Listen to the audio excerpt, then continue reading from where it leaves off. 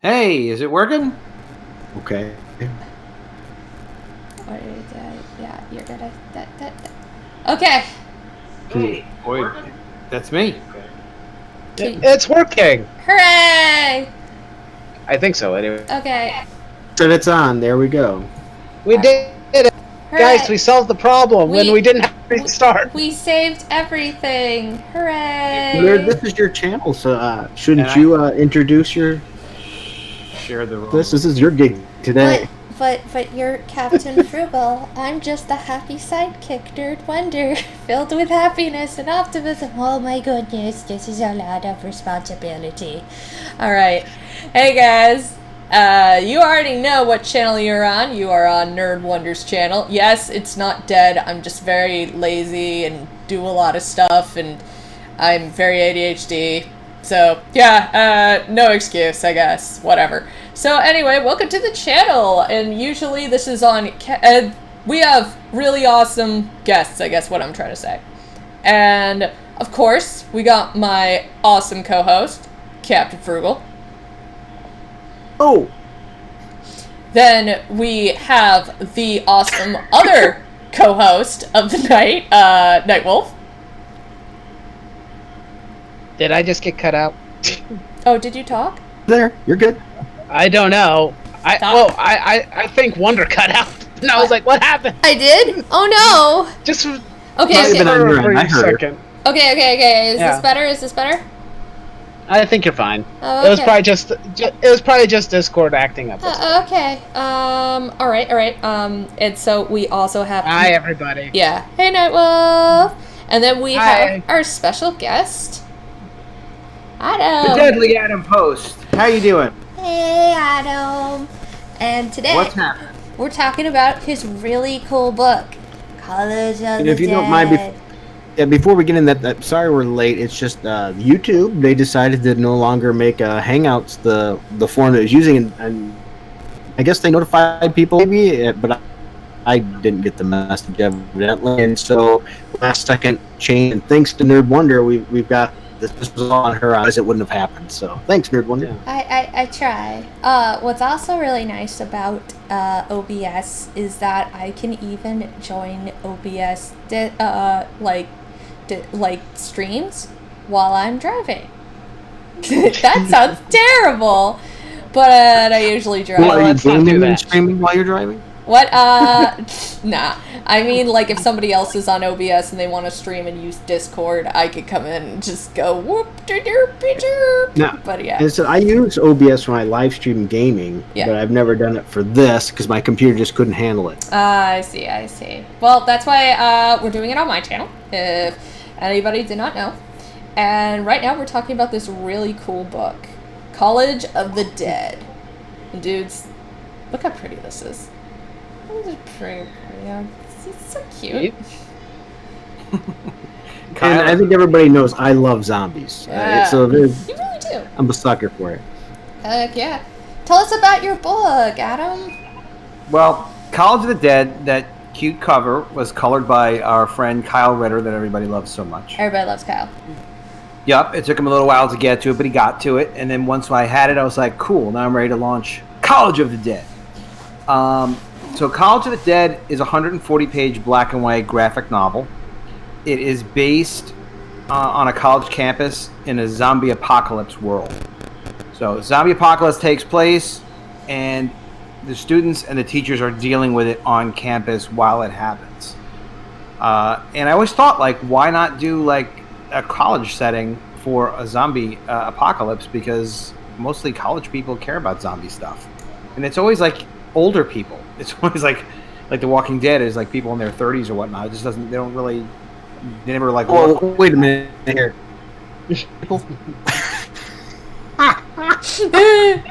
I mean, Officially, you saying I'm officially dead at this point? Then? No, you're not dead just yet. They'll get to you. They'll get to you. I don't know. I just think that like college life is kind of its own thing. So to see that microcosm, almost like if we did a story like, all right, well, the Amish get attacked by zombies. Like, all right, well, they have their own thing going on there. So how would they deal? What would they do? So yeah, it was written by Stefan Petruka for me. I was the creator for it and kind of developed it with him and with the artist. And I'm like our editor-in-chiefy type and the high concept guy. And it's really very cool. It's well written. There are about 12 pages of previews from College of the Dead on the Indiegogo listing. And you get to really see like the sequential pages. You get to see how the story goes, and you really get pulled into it. So it's really those guys did a great job. It's very cool. And even if you page down, you can see some of those pages. And I also have a 70-page preview of it that I sent to you guys a little bit. Oh yeah. I can't share because everybody else will see. Ooh, these are pretty. Teach me the way. Yeah, I have to load it, and everybody's gonna see my Twitter and who I talk to. Oh, I see. I gotcha. Yep. Keep that private. Also, we'd be spoiling 70 pages, and somebody's gonna screenshot that and put it online and stuff. Well, it's only, I will probably be releasing that preview. I might take some of the pages out, but I want people to see it. It's very cool. You could really like read it, get it, understand what the heck is going on, and be like, you know what, this is a really cool comic. But you're only gonna get half of it if you get it through the preview. Okay, these are yeah. Yeah, so the story is good. The characterization is good. I just love the project, and it's all complete. Everything is done. Even the files are ready to go to the printer. We have a flexible goal, and you know, for us, once we hit more than $1,000, that was more than enough for me. We're already in over 2,000, so 1,000 was more than enough for us to go ahead and get the books printed and delivered by October 31st, actually, before Halloween. I want to make sure everybody has them anywhere in the world. So yeah, we're good to go. I mean, it was a lot of fun doing it too. It was a lot of fun putting the book together. It looks really fun. I mean, as I've been hearing, as long as there's no orgies like in High School of the Dead. Oh, in High School of the Dead is yeah. That was something I was going to point out. It's like College of the Dead only made me think of High School of the Dead. Yeah. Well, you gotta graduate to this. There are not orgies in this. You have to get that online. I like this. It's like what college? I mean, what high school did you go to? Mine was loaded with orgies.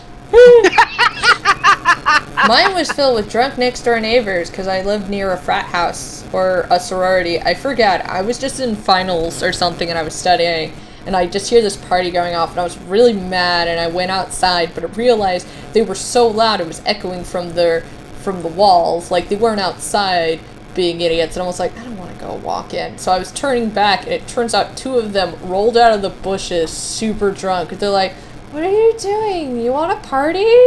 And I'm like, no. Do you want to drink with us or something? It's really cool. And it's like, no, I don't drink. We got soda. Please go away. But it was a weird story. I'll tell it to you another time. I like this panel. I like this. Like, look at it. This guy, he has, like, look at him. He's got his spine showing. He's got eyes and so forth. And she's like, you smell like the grave. Are you drunk? Like, I don't know why. It's like she deserves to get eaten. Yeah, she does. I love to ask this. I always ask this of everybody. Yeah. So what, Adam, inspired you to write this? What made you go, I'm going to write a zombie book? Well, my first experience with comics publishing was when I was a teenager. I had a cool idea to do. With me, it's always like, hey, this is a great idea. Why isn't anybody else doing this? But then I usually do that idea. So at the time, it was like the black and white comics boom. There was the Ninja Turtles. So it was like early to mid 80s. And then there were parody books of just about everything. So I was like, why isn't there's like animal parodies of like everything. So I was like, why don't they do G.I. Joe? So they did, one did a G.I. Joe animal parody. So I was like, all right, I'll do G.I. Jackrabbits. So it was the first comic I published. And then into like the very early 1990s, I set up a more serious office to publish comics.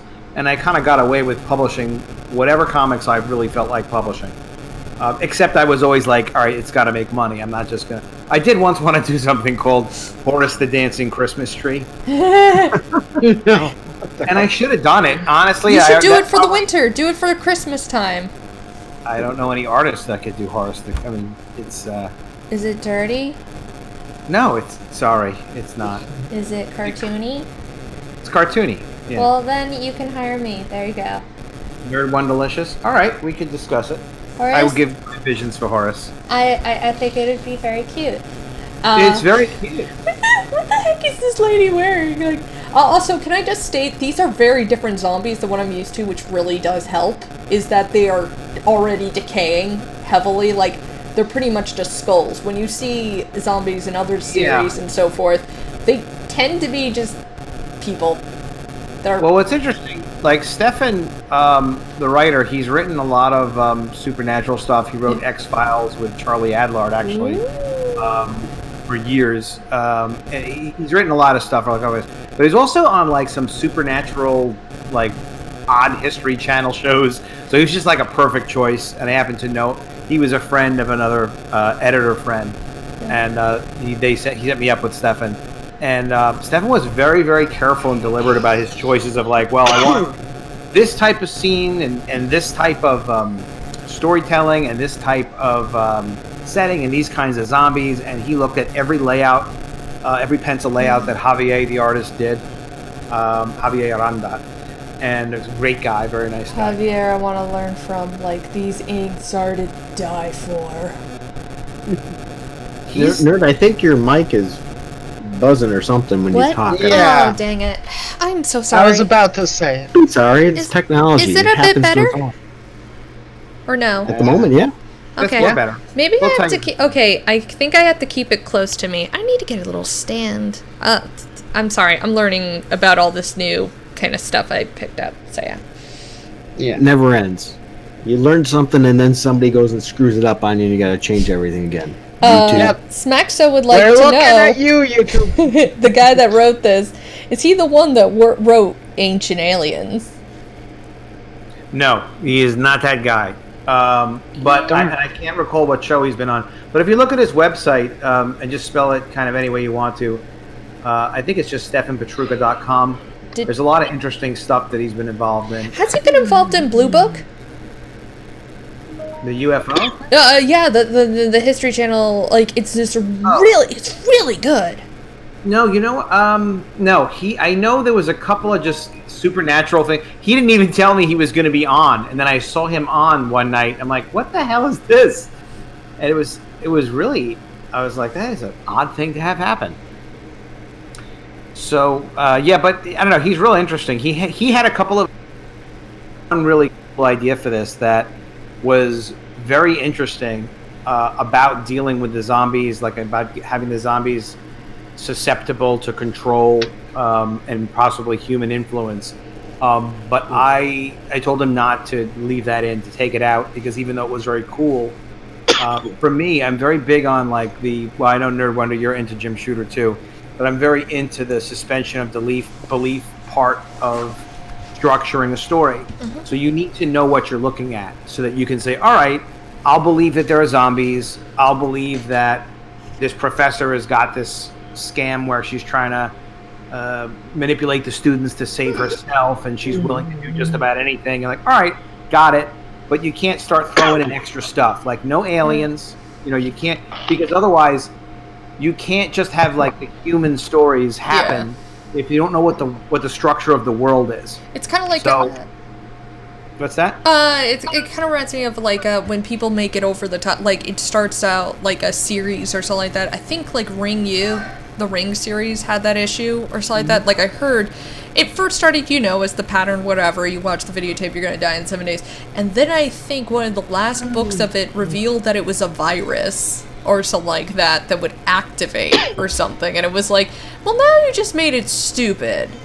You don't add that in. You gave us some dark occult stuff. You can't do that. Kind of like when they were like, hey, guess what? In Star Wars, there's a thing called midichlorians, and if you have them, you're Jedi. And it's like, you're not supposed to do that. You're supposed to say that many people can have Jedi powers because it's just whatever. Yeah, you damage it. It damages it. it's hard enough to like really be able to enjoy a well-told story without having to wonder, like, all right, well, what the hell is really going on here? Z Nation was a zombie series that was kind of a lower budget on Sci-Fi Channel, and they would do that. It would be like, all right, well, let's have zombies that just all over the place, where you kind of never knew what the heck was really going on. And in writing, you really want to do that. You really like establish the world early on. Nerd, I sent you a link, and I know you can share it to people later if you want to share it. That Jim Shooter writing class. Nice. Yes. Yeah, it's phenomenal. It's phenomenal. He doesn't really hold it back. This is from his lectures from when he had Defiant Comics. That would be awesome. Well, it's free and it exists. It's on jimshooter.com. He calls it like I think it's the $1.89 lecture or something like that. There's no fee. Well, I want to buy it for $1.89. Wait. I would so love to have him go back to Marvel and kick them all in the nuts. Do we get if I get him to interview on our channel? Let's give him $1.89. Because I don't. He's not on any social media of any kind. But he is not. I will. He doesn't. Yeah. He's not a super high tech fella. Yeah. He is still working on stuff, but not for comics stuff that we see right now. He's classy. He is. He brings a certain air to things about himself. Yeah, he's got a powerful presence, and he's very polished. He's not going to give people unfinished junk. He does not believe in decompressed stories. He would not fit in with today's. No. Yeah, it would be. It would just be. He would just go in. He'd knock it down to probably 8 books. He'd write it all himself. I like this. Let's slowly bring people in. Dear Jim Shooter, if I give you $20, will you take over Marvel? I will also give you a tank to do so. Can you afford a tank? No, but I know people in military, and I don't know. If I become a Twitch thought, I should be able to afford one. I mean, I'm not a big fan of being a Twitch thought, but you want to know what? There's this new thing called Mixer. I could be a Mixer thought. What's a Mixer thought? I don't know. It's the new Twitch, like that Twitch streamer, like Ninja or whatever. He's like, I'm leaving to join Mixer, and I'm like, oh, okay. Or we can all join D-Live. Apparently, see, Frosty already will contribute, except Smaxa says, don't be a Twitch thought. Okay, so I'm getting mixed signals here. Do I? Yeah, but for a good reason. For a good reason. Yeah, we're gonna revive Jim Shooter, his ultimate badass Marvel career, and we're gonna get him a tank so he could drive down to the headquarters and then bust in with the I don't know how we're gonna do it, but it's gonna go up the stairs and he's gonna just yell at them all. People are gonna listen to him because he's gonna have a tank. Okay, we can. Also, he's very tall. Yeah, he's like. I bet he's super tall. Okay, yeah, they will listen to that. We need to like he'll just like look down at them. They're gonna be like, oh no. He's gonna yell. It's gonna be great, and they're gonna realize like I'm gonna record you, Jim Shooter. He's like, do it. Nobody will care. And he's like, my God, he's right. It's gonna be great. I mean, it's. They must love you for your mind in here, because Frosty5150 said I would contribute for tank, not thottery. Oh yeah. Okay. I like tanks. I really do, and I think a lot of people like tanks. Your next comic should involve tanks. Bear tank. Zombies. Oh, tanks and zombies. And bears. Okay, nobody has distributed. You want to know what? No. If we do bears, you would have to get the guy that makes Axe Cop, because he is the bear master. Instead, would the bear be a zombie too? Yes. He already did a series called Bearmageddon, where bears take over the world instead of zombies. It's just bears, like bear bat, bear scorpions. It's very interesting. But anyway, back to this comic. Like, oh my gosh, this is beautiful. Like, as I said, I'm a big zombie fan, so you get my attention right away. But I want to mention you have 43 backers. There's only 23 days left, so if you can, check this thing out. Dude, like, check this out. Look at, oh my gosh, look at that, and it's not even that bit like Dude, come on, we're almost there. We're almost there. You And want we're it? okay. I mean, we want to sell as many as we can, of course, but we're okay to ship immediately. I was even thinking of maybe shipping before. This is all right. This is a really crazy idea. What do you think of this? What? What if we printed like right away and started shipping before the campaign ended? I honestly think that would get this is gonna sound weird, but Would I that think freak that would people out? no, that would get people to buy it more. I think because people are always worried about should I back a project because am I I'm gonna get worried. People 'Cause got it, and they didn't even. It's not even over yet. Yeah. That would be crazy. I think that the best ones right now, the ones that people are going to more of, are the ones that they're already like, yeah, we're already completed, or that they know it's already almost done and complete. It's like, it just needs coloring, or we're already complete, we just need publishing. That's like the ones that it seems that people will latch on to more. So if you say, not only are we done, we will ship it out as soon as you order, then people are going to be like, oh, yeah. That's craziness, right? Yeah. Absolutely. Oh, I'm gonna guess there's some level of grotesqueness in this book, so I'm guessing it's not kid friendly, or am I mistaken? Yeah, it's not really kid friendly. I mean, there's some violence and Yeah, I mean, we got this. yeah, there's like a hockey stick in someone's head somewhere, and I really it's that need zombie. to look for him. As much as you'd see on The Walking Dead, and the treatment and the discussion of the zombies, like talking about how Stefan wrote some beautiful stuff there about how the people are like ants, and just all very just cool stuff, and even unique to the genre. Just very carefully and well written. And what's also really cool is we've actually completed all of the second book, College of the Dead Book 2, which is going to be as long as College of the Dead Book 1. So, yeah, that I will be offering definitely after these are delivered to people. And I have to see which campaign is going to come next, because I've been working on stuff for a long time. And there's a couple of projects I'm really excited to get out. There's there's no more Walking Dead books, so hey, fill in the. Yeah, this is Yeah. this is pretty cool. Yeah, thanks. You see, it's you really just even reading these sequential pages, you really get a sense of like I'm in a zombie thing now. Yeah, like I love the perspective too. It's great. Yeah, Javier is very dynamic. He's good. He's fast. He's good to work with. And he's pretty creative. The cover was something that I kind of didn't know what I wanted to do as a cover. We just did the interiors, and there was one of the panels is essentially that football player. And I was like, this is just such a cool image. I had it on my wall for like 6 months, and then I was like, hey, wait a minute. That would be a very cool cover. So, yeah, we started reworking it, and we added a helmet to him, and I'm sorry, I just saw this, and I'm like, yeah, see I that can see chick this was in happening. the way, and it's like, Yeah, no, girl, it's like you're not. You have to move. I can't. Yes, you can. She goes. She can't. Let's push her out. It's like survival of the fittest. I'm like, Boom. I'm not. You're zombie food. I honestly, it sucks, but at the same time, it kind of makes sense. That I mean, does. like it's evil, but it's needed. Well, it's mean, but it's like you can't be that nice guy. And so I look at a zombie apocalypse setting as like a war zone. It's like you're in a freaking war zone. So sometimes, you're safe and you can have normal human interaction with people, and sometimes like you're under fire and you might die any second, and other times you think you're safe and then all of a sudden you're not. Yeah.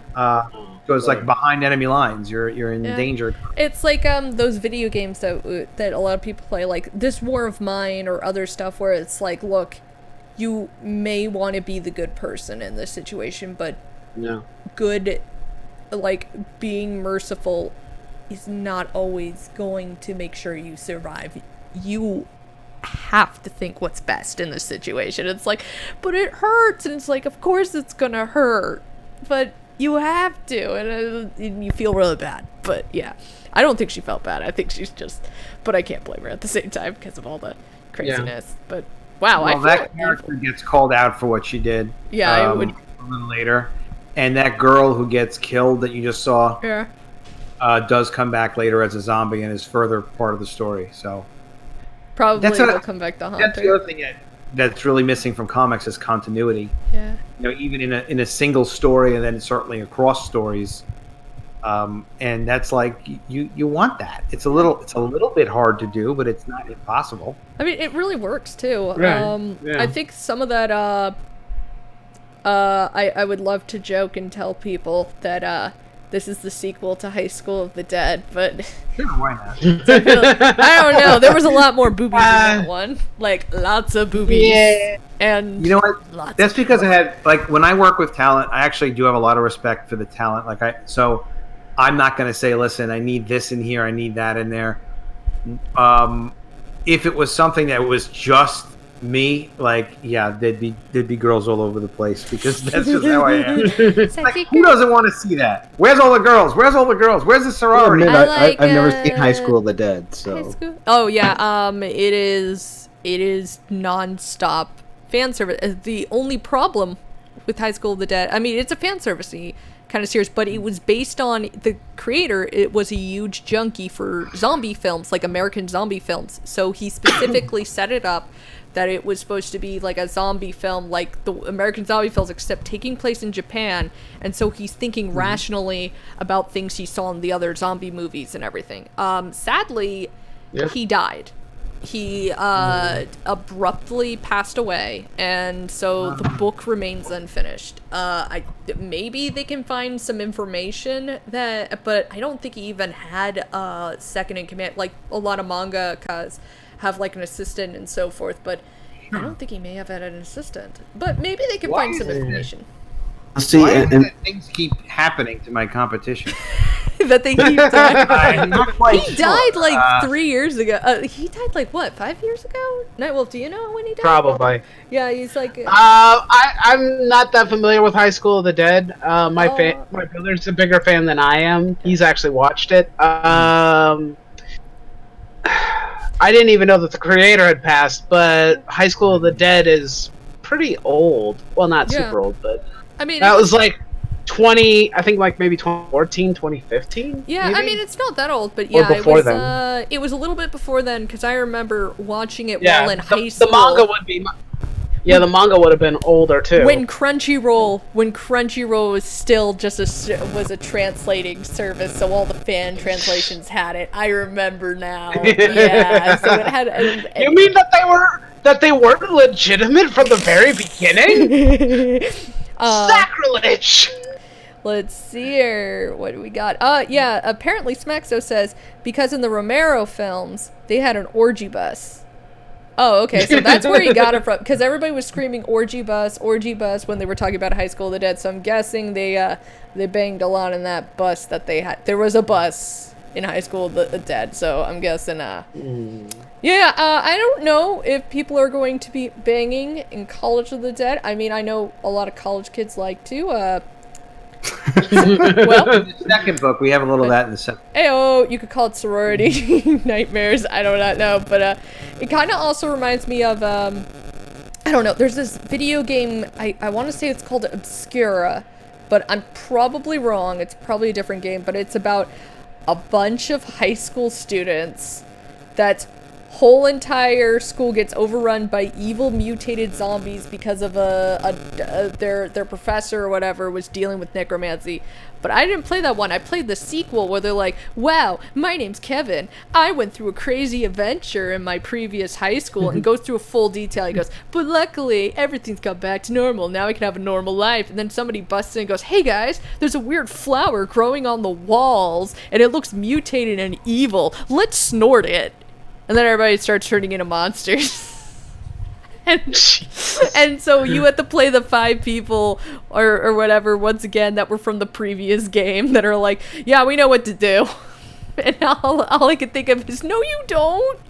You guys were cool with snorting that stuff up. I thought you would know better after what happened. I'm sorry. But since we tend to mix games and comics here, Adam, are you a gamer at all? Do you play games? I have not played any games in a long time. Like the first games, the games I last played were like a while ago, like original Doom and like Doom probably 2 or maybe 3. Doom and Those never go out. Those are great. Yeah, they're bringing it back on the Switch. They're doing Doom 2. Oh, wow. Is coming back to the Switch, and to get ready for the brand new Doom game. They have a bunch of Doom Castle games. Wolfenstein was so amazing, because they came out with Castle Wolfenstein and it was free for a few levels, so it got around everywhere and people were loved it. And then it was like, all right, well, if you want to play more, you're going to pay for that. Sure. They made millions on top of millions that built the because they're shooting their engine was completely unique at the time. That Yeah, I was there for it. Okay. Oh wow! I didn't realize you were Does this... I was one of those playing it. You forget Frugal is much older than most of us. Oh, okay. I got a quick question about the book again. This football player, is he one of the main characters that we see, or is he just there to kind of... He's like the head of the football team. Oh, okay, cool.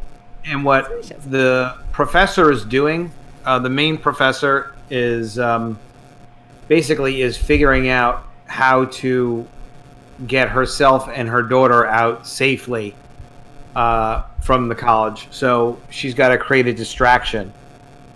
She also deals drugs to the students. That's just part of what her character is doing. That's why she's their favorite. That's why she's their favorite. And that's why originally police pull up. Hey. And It's the police! They have come for you, Nightwolf! How could you? You worked with the evil! You worked with the teacher! Collect Nightwolf. So she's like, all right, so she gets them all hyped up to go after and take on the zombies, which I'd never seen before. And I was like, hey, Stefan, that's a great idea. So that's him. And, it's actually not a good idea for a bunch of football players to try to take on a bunch of zombies. Okay, I'm back from the pokey. You had to fight. Did you have to break out? Did a zombie apocalypse happen, and you had to tell the cops you want to be great, busting out over there? So while they got eaten, they ran away. You learned from the best. I thought he got swatted. Of course. But... No, my brother just came home. All right, well, that's great. I hope you had a good time. But yeah, this is beautiful. I love every single bit of it. It's I find some of these parts really funny. That it's at times that some of these kind of reminds me of, what was that called? Green College, where everybody's like, hey, everybody has a right to whatever, and it's like these guys smell and they look kind of deranged. Let them in anyway. No, seriously, I don't think we should let them in. Hey, this guy smells like death. Hey, just because they're a cosplayer doesn't mean that these turn. Yeah, exactly. It's like, well, there has to be limits.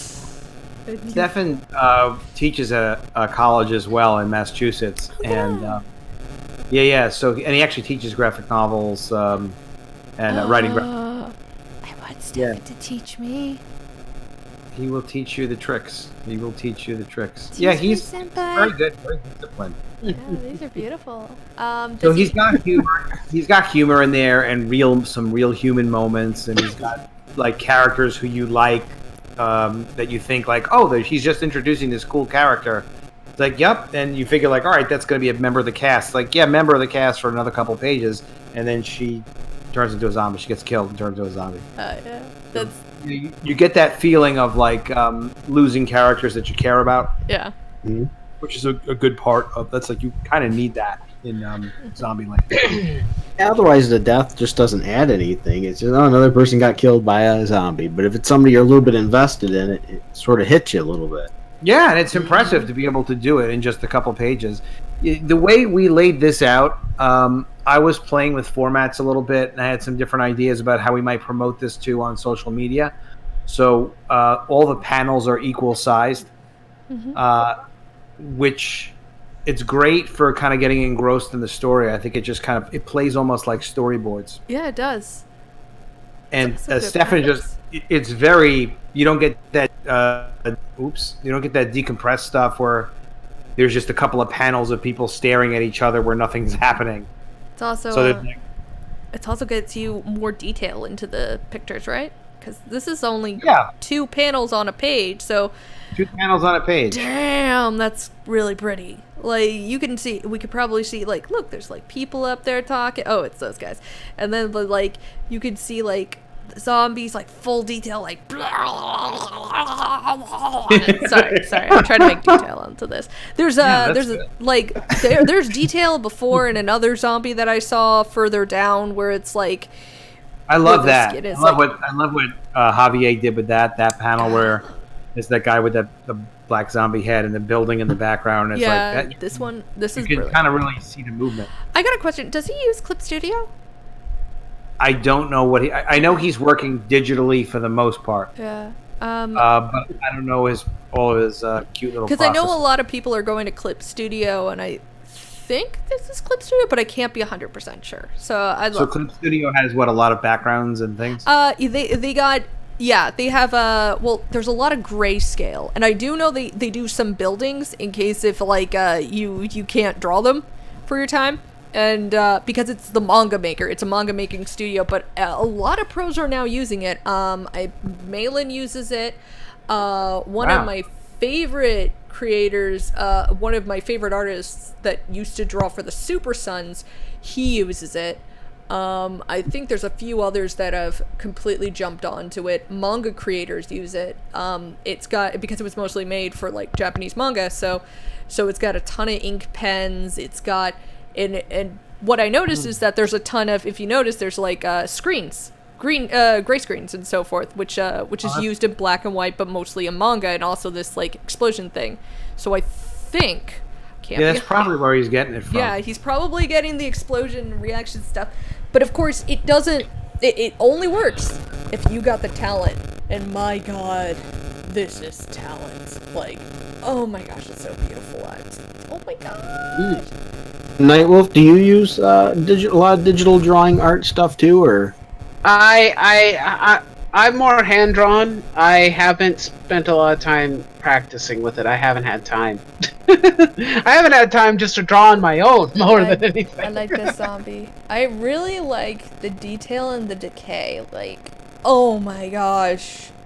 I love it. I freaking love it because, like, everybody's used to, like, this guy. This guy right here with his face is still intact. He's just kind of a little bit decrepit, but nothing too much so he can look like a cosplayer. But this guy, bam! Bam! You don't see that. You never see that in a zombie movie. They're usually just all running around. They're like, we still got most of our flesh. It's like, they don't run around with the bones, but oh yeah, these are some necromancy kind of mofos. The best. That's very well said. Thank you.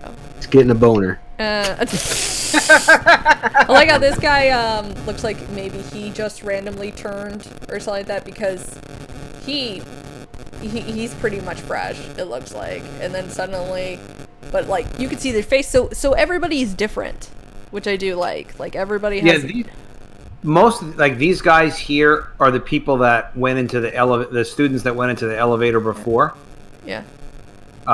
And then a couple of them, like, the power cut out when the zombie problem happened, and then a couple of them climbed out to try to get help, and they got killed and then fell back in. Yeah. And zombies. Just zombie problems. Zombie problems. Zombie problems. Worst kind of problems. Like, damn, this lighting is beautiful too. Like, oh my gosh, this is brilliant. Everything about this. It's beautiful. Screen tones and everything. Ah, look at that! So much detail! Detail! Like, look at that guy! He's missing his hand and stuff, and like an eye. Like, oh my god, that guy does not have the bottom half of his mouth. You notice that? And look! Missing his arm as well. Like, it got bitten off. That guy looks like an alien. That guy right there. I love it. It's really cool. Like, there's so much detail into this just because of how you guys have decided to draw this and design it. Yeah, we Javier is an artist in Spain, and he was introduced to me through an agent that represents a number of artists in Spain, and there's a couple of my other publisher friends will use them for different companies. Like Javier has done some DC work and IDW and a couple of other independent companies, and the guy who owns the artist agent is basically is a friend of mine, and he really stayed on top of Javier, and they worked together to just make sure it was like his best work. It's just a great thing about working with people that you know, and this not being like the first comic I ever put out. Yeah. It's just like guys are like, all right, I understand what you're trying to do. This is the right guy for it. I'll work with him. We'll make sure it's great. And now too, especially you do crowdfunding, you don't want to waste a page. You don't want to waste the panel. It's not like just get it done and ship it. It's like, get it done, but and just obviously, you always want to have unlimited time and unlimited resources. But if you have enough time that you can just do the best possible work, you do get some memorable things coming out of the book. There was a lot of memorable, like that last panel is a great panel. That girl's getting stuff. This is a great inspired me. I'm going to take my art skills and put it to use, and I'm going to do the Stickman of the Dead. Do it. Do it. Actually, I think a lot of people would love it. You just put X's into their eyes for it. I mean, dude, we have...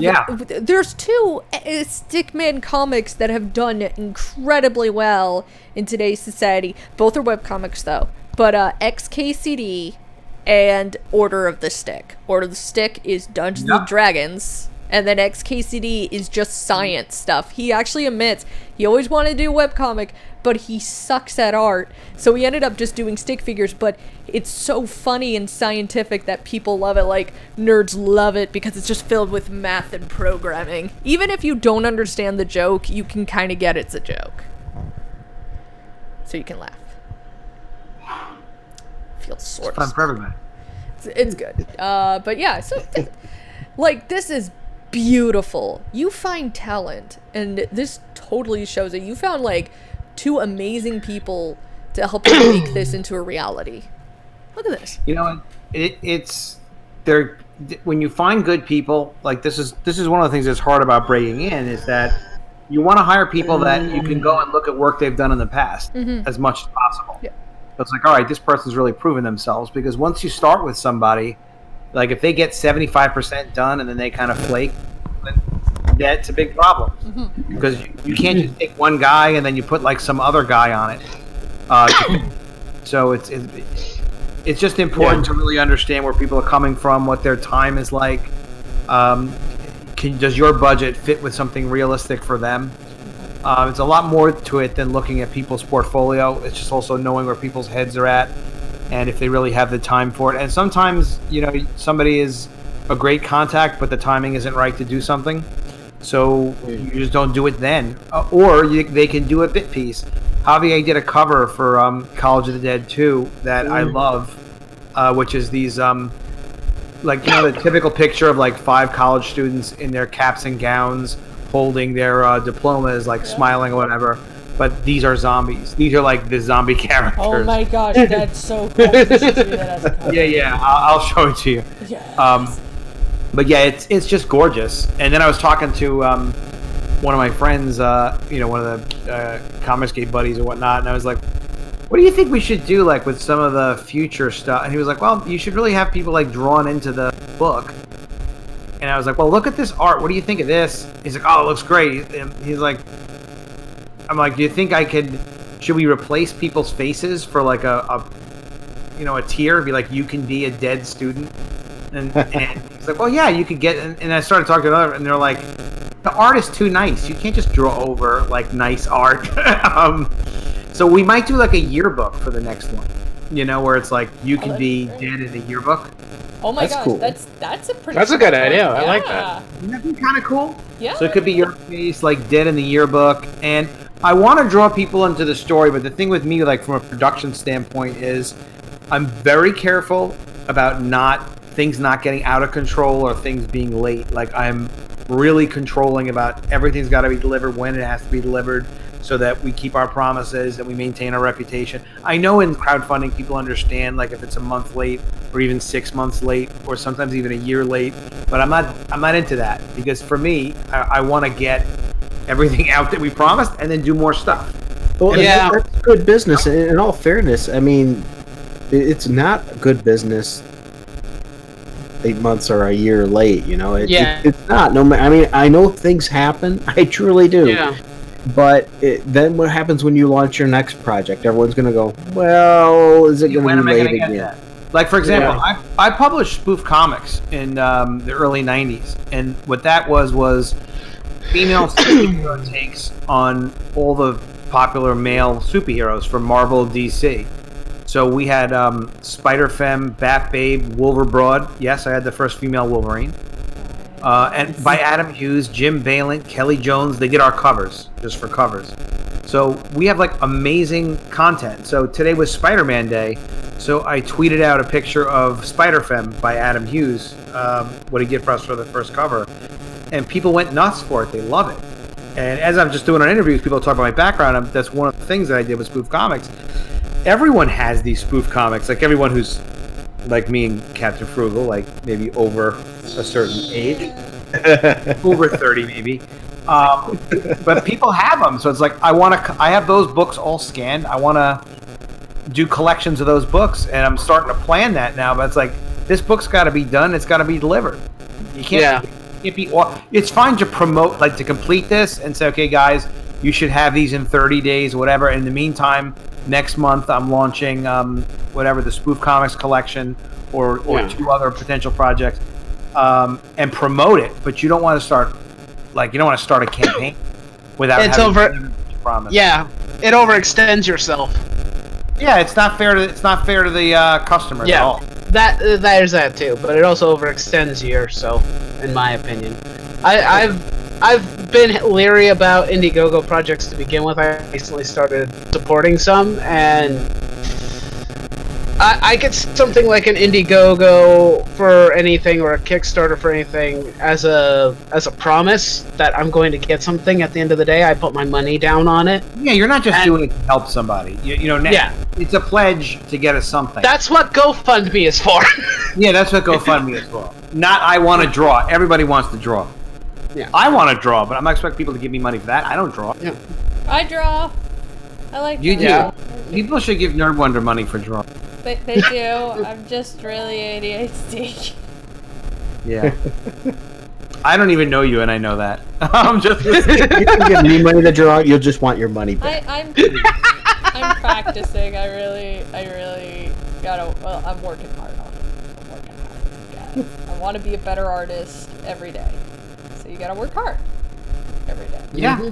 Just a lot of practice, and also you go with what your strengths are, and also you learn basics. Basics are incredibly important, so that that's the foundation. There's a guy who I saw on Twitter today. I don't know. He liked something I posted, and I went to see who he was because he followed me, and I looked at his art, and he had a lot of really strong art, like and what it was, the commercial stuff. Like one of the guys that you'd like to see draw like dynamic superhero stuff. But some of his drawing was Wonder. I saw. Yeah, the static I has- put the mic down again. Okay, yeah, that's really making I it. put the mic down. I got tired of holding it. I'm sorry. I've done that before. I think there was one time when I was streaming with one of my other microphones because my headset mic was broken, Yeah. and I had to literally hold the mic in the snowball mic in my hand for an entire stream. Yeah, I'm holding on to it. I should probably get a little prop. It's a very tiny mic, but it's very good. I'll probably get it like a little prop thing to stick on and just hold it up. Just needs a stick. I think I have a stick. Just tape it to your head or something.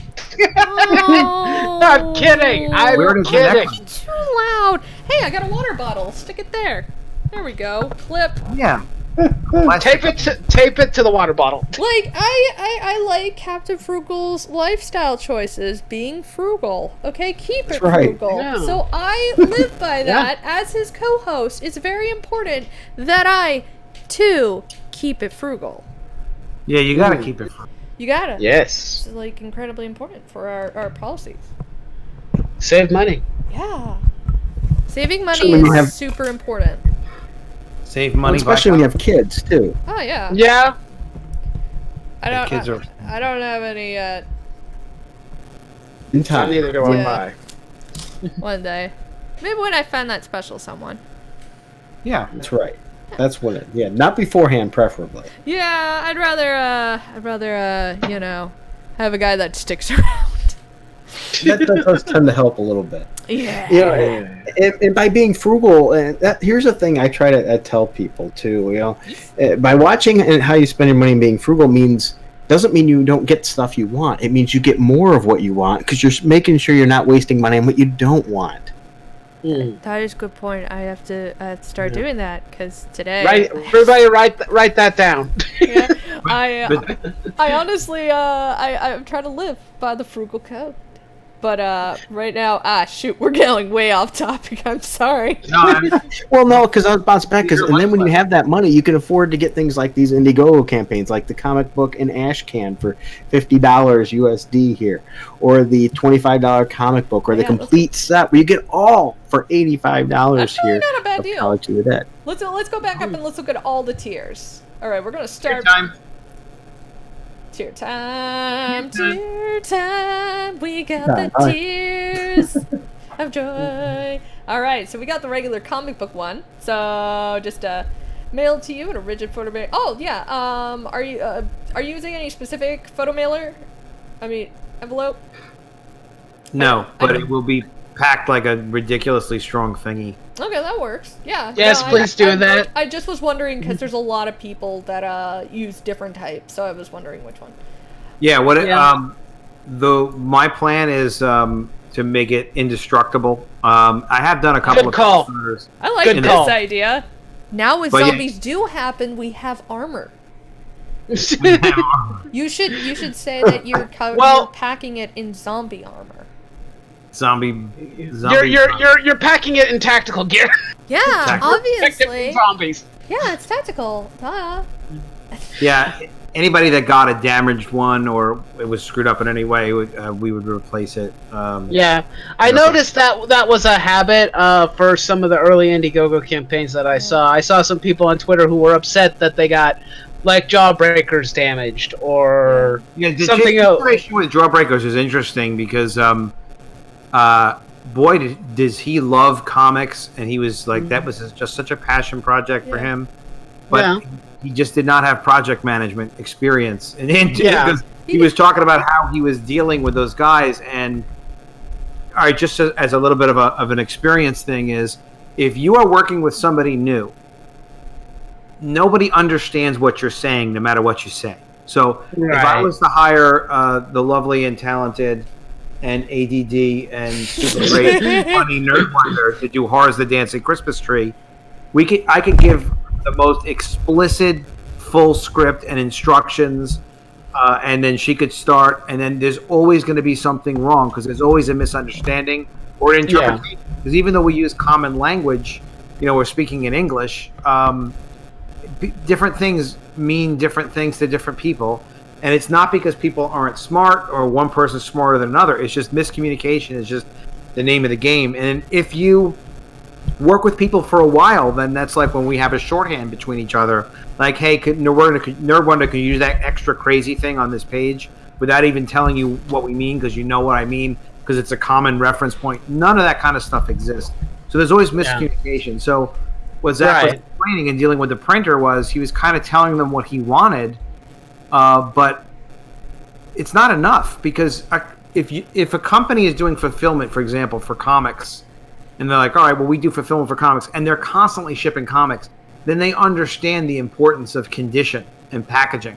Mm-hmm. But if you're working with a fulfillment company, even if the owner of the fulfillment company is like, yeah, I understand these are comics, it's really important to you, how do you know that the person who's actually responsible for doing the packaging and overseeing the labor completely understands that, listen, you are handling like stuff that cannot be damaged. It's not a catalog. This is something people pay a lot of money for. So there's problems like that always come up. You have to assume that people misunderstand every instruction you give them, and then just like thoroughly go over all of it. Yeah. I heard on his second book, everything, the reprint and whatnot, really shipped cleanly with no trouble. Yeah. Yeah. That one. Well, I don't know how. I thought he was packing and shipping all the books himself, or what? Did he have a fulfillment? He did Ironsides. He had a Ironsides. fulfillment Jawbreakers. Oh, okay. Yeah. Yeah. He That was information I didn't know. So. Yeah, it's interesting. I know. I think he'll learn. He learned his lesson, and a lot, he's yeah. working Oh, hard yeah. on the new one. Honestly, I'm just waiting for my new paycheck to come on in so I can buy this one. Specifically, I think I like it. want the featured one, which is a comic book need that and one. ashcan. Like, dude, we get an ashcan with full detailed script and pencil layouts. Like, dude, I freaking love that. That's like every comic book creator's crack right there. Yeah, you know what? I'm not an artist, but it's so cool to get to see these Yes. books come together. Yes. Because the way it starts is I have an idea. I know like the 3 or 4 main characters I want in the story. Mm-hmm. Stefan is more than capable to flesh out the rest of it.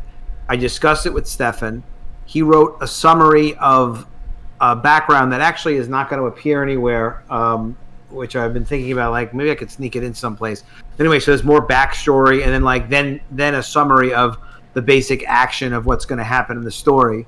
And then he gives, I give him an approval on that, and then he goes back and gives me like a page-by-page breakdown without full script, and then you can easily follow the story, what's going on, any questions, any changes. I give him a sign-off on that, and then he's executing the full script with references. And what you'll actually see that you'll like, Nerd One Delicious, is there are photos, the photo references that appear in the comic are in the full script. Yeah, we printed the actual photo. That's so good.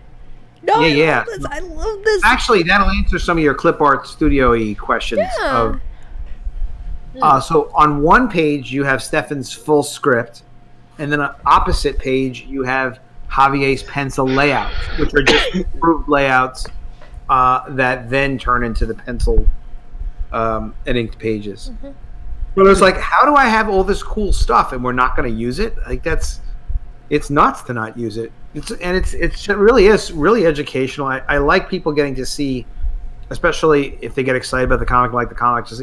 Could you imagine like the Frank Miller Daredevil is one of my favorite runs and like just series from the I guess it was mostly the 80s. But if you could see layout and full script of that stuff, like the behind the scenes of the making of something like that, Oh hell yeah. badass.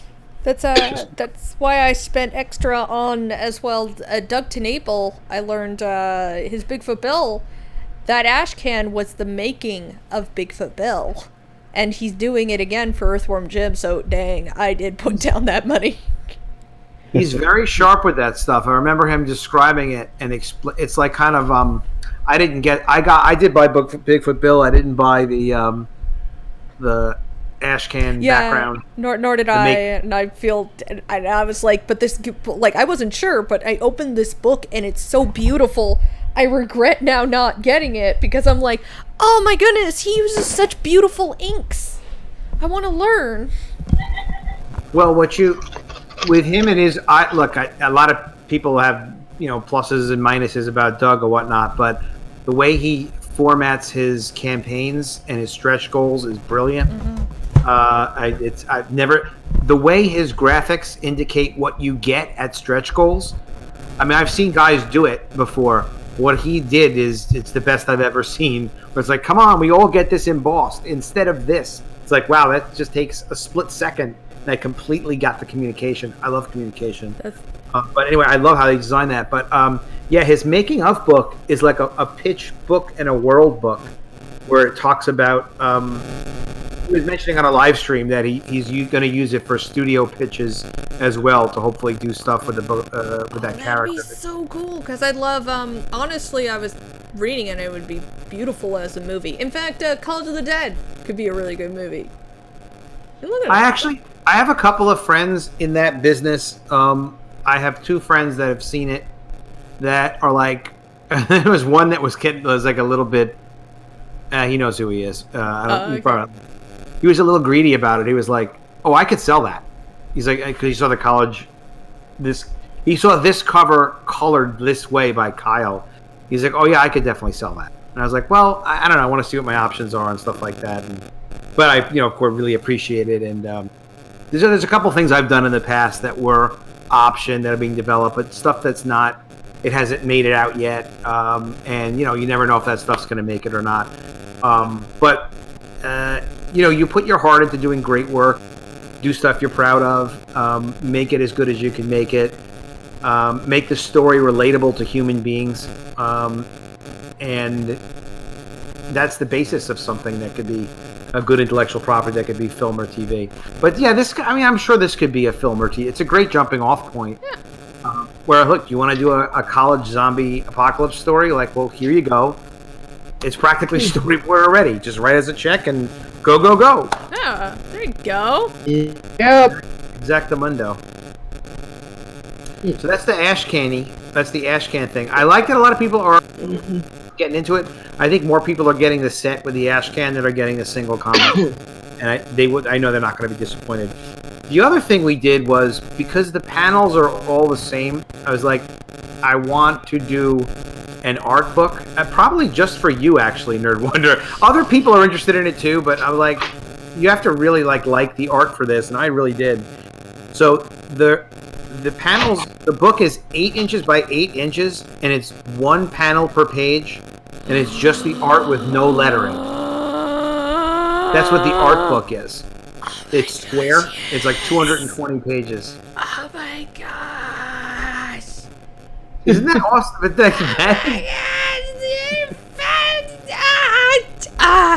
I need my paycheck now. We gotta get your paycheck. Gots to grab it. It's a once in a lifetime kind of thingy wingy.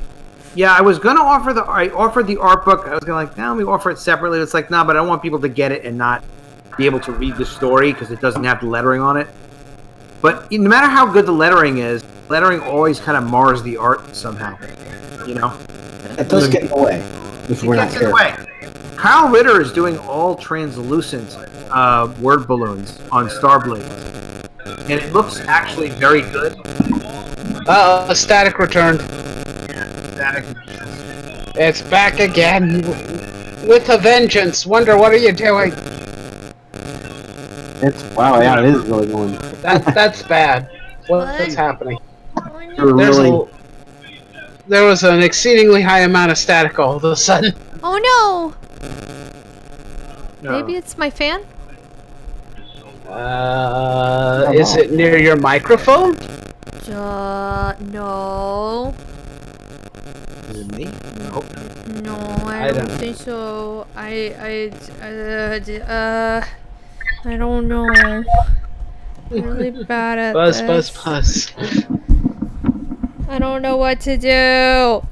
Do I do nothing. It'll okay. solve itself. Alright. The thing is, it just plugs in by USB port. I'll have to, guys, I'm not too smart on this junk.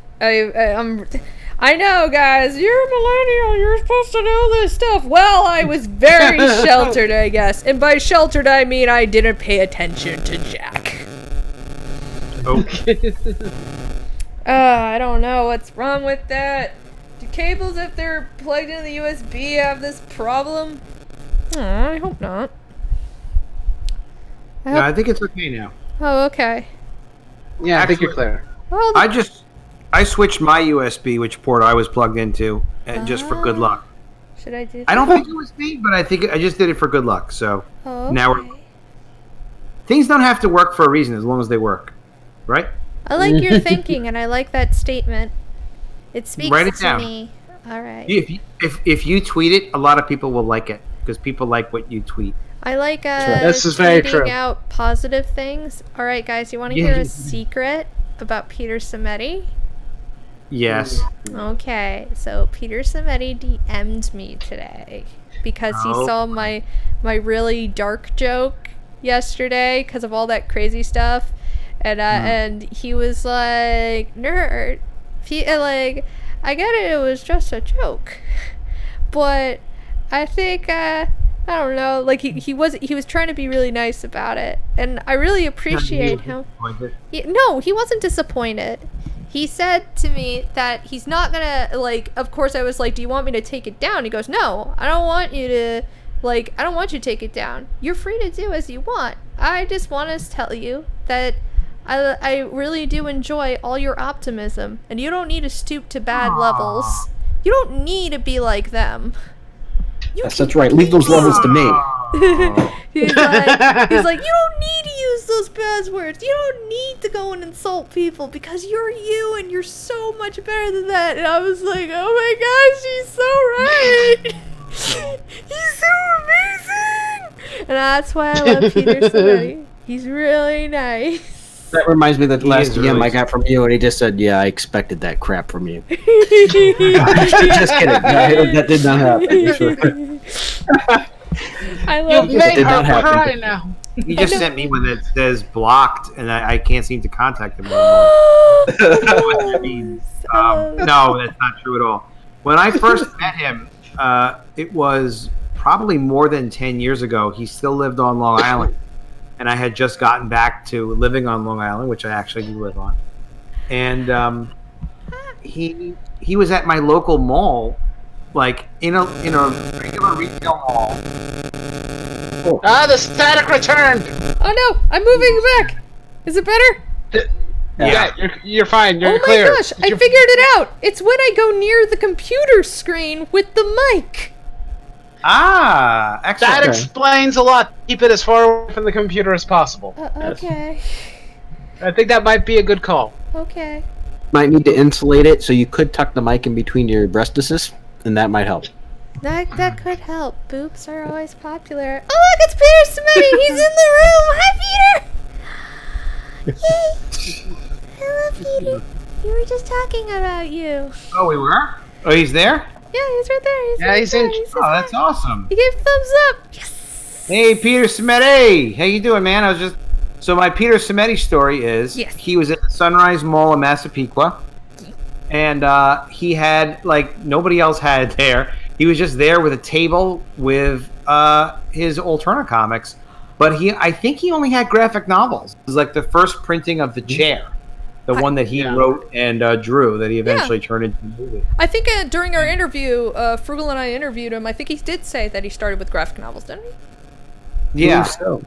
yeah, and I don't know if he even had more than The Chair. I think it might have just been The Chair at the time. It was just the nicest. That's all you needed. guy. The chair's awesome. Yeah. Sure. Selling The Chair for years. But it's very cool that he gets to do his stuff and he helps other people do their stuff, because it's dealing with the distributors and all that for the comic book market. It's not easy, and they must really, really respect him, because most publishers they would not be accepting $1.95 books from. They wouldn't even they wouldn't permit it because they don't make enough money. Yeah. Their attitude has always been like at one point I was actually 1% of the comic book market in independent publishing for a couple of years, and we were publishing a lot of books, like 50 books a month or something like that in the early 90s. And Diamond was like, look, we'll spend some time on you, but you got to understand, if you're 1% of the market, we're going to spend 1% of our time on you. Like, that was their attitude about it. Yeah, like I heard Diamond's just a dick. Well, the thing is they got to, here's the deal. Yes, they are a dick, but they stay in business and they pay everybody. And none of the other distributors, even Capital City distributors, when they went out of business, and they were one of the other majors that went out of business before, like, they were all out of business, and they were there early back in the day. But anyway, so they didn't pay all their bills. I don't know if Heroes World, when it went out of business, paid all the bills. It probably did, because it was owned by Marvel. But a lot of these distributors, like Diamond, pays. And the thing is, when you have to get the books done, you have to pay your talent. You got to pay the printer. You got to pay anyone working at the company. You got taxes to pay and all sorts of stuff. You need to not be screwing around with, am I going to get paid by the distributor? So Diamond paid. That's the one. They're the one thing that really has been stable. But I would have liked to have seen changes to the industry, like where they provided, they helped with some of the returnability for books, and also helped to finance some things that they knew could be successful. Like even if they made more money off of it, fine, but help some people out a little bit.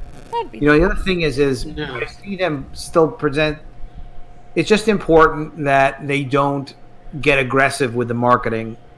Meaning, if somebody's a new publisher, Diamond might be big on selling you an ad in previews. It may work for you, but it may not. It could be like $2,000 or something. Yeah. So you have to really be very careful. They're in the business of selling the stuff, and they're honest. Everything they do is honest. It's just that they're not going to help you run your business. That's not what they're there for. Yeah.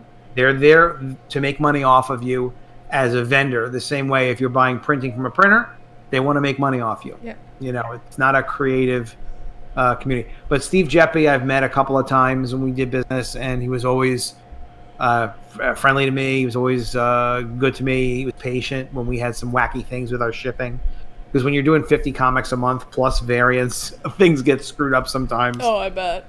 Yeah, but they were cool about it. And they also helped finance us a little bit, where for a fee, they would pay our printer directly, so that we didn't need, an extra credit line of whatever it was, $50,000 or $100,000 a month or what it was at the time.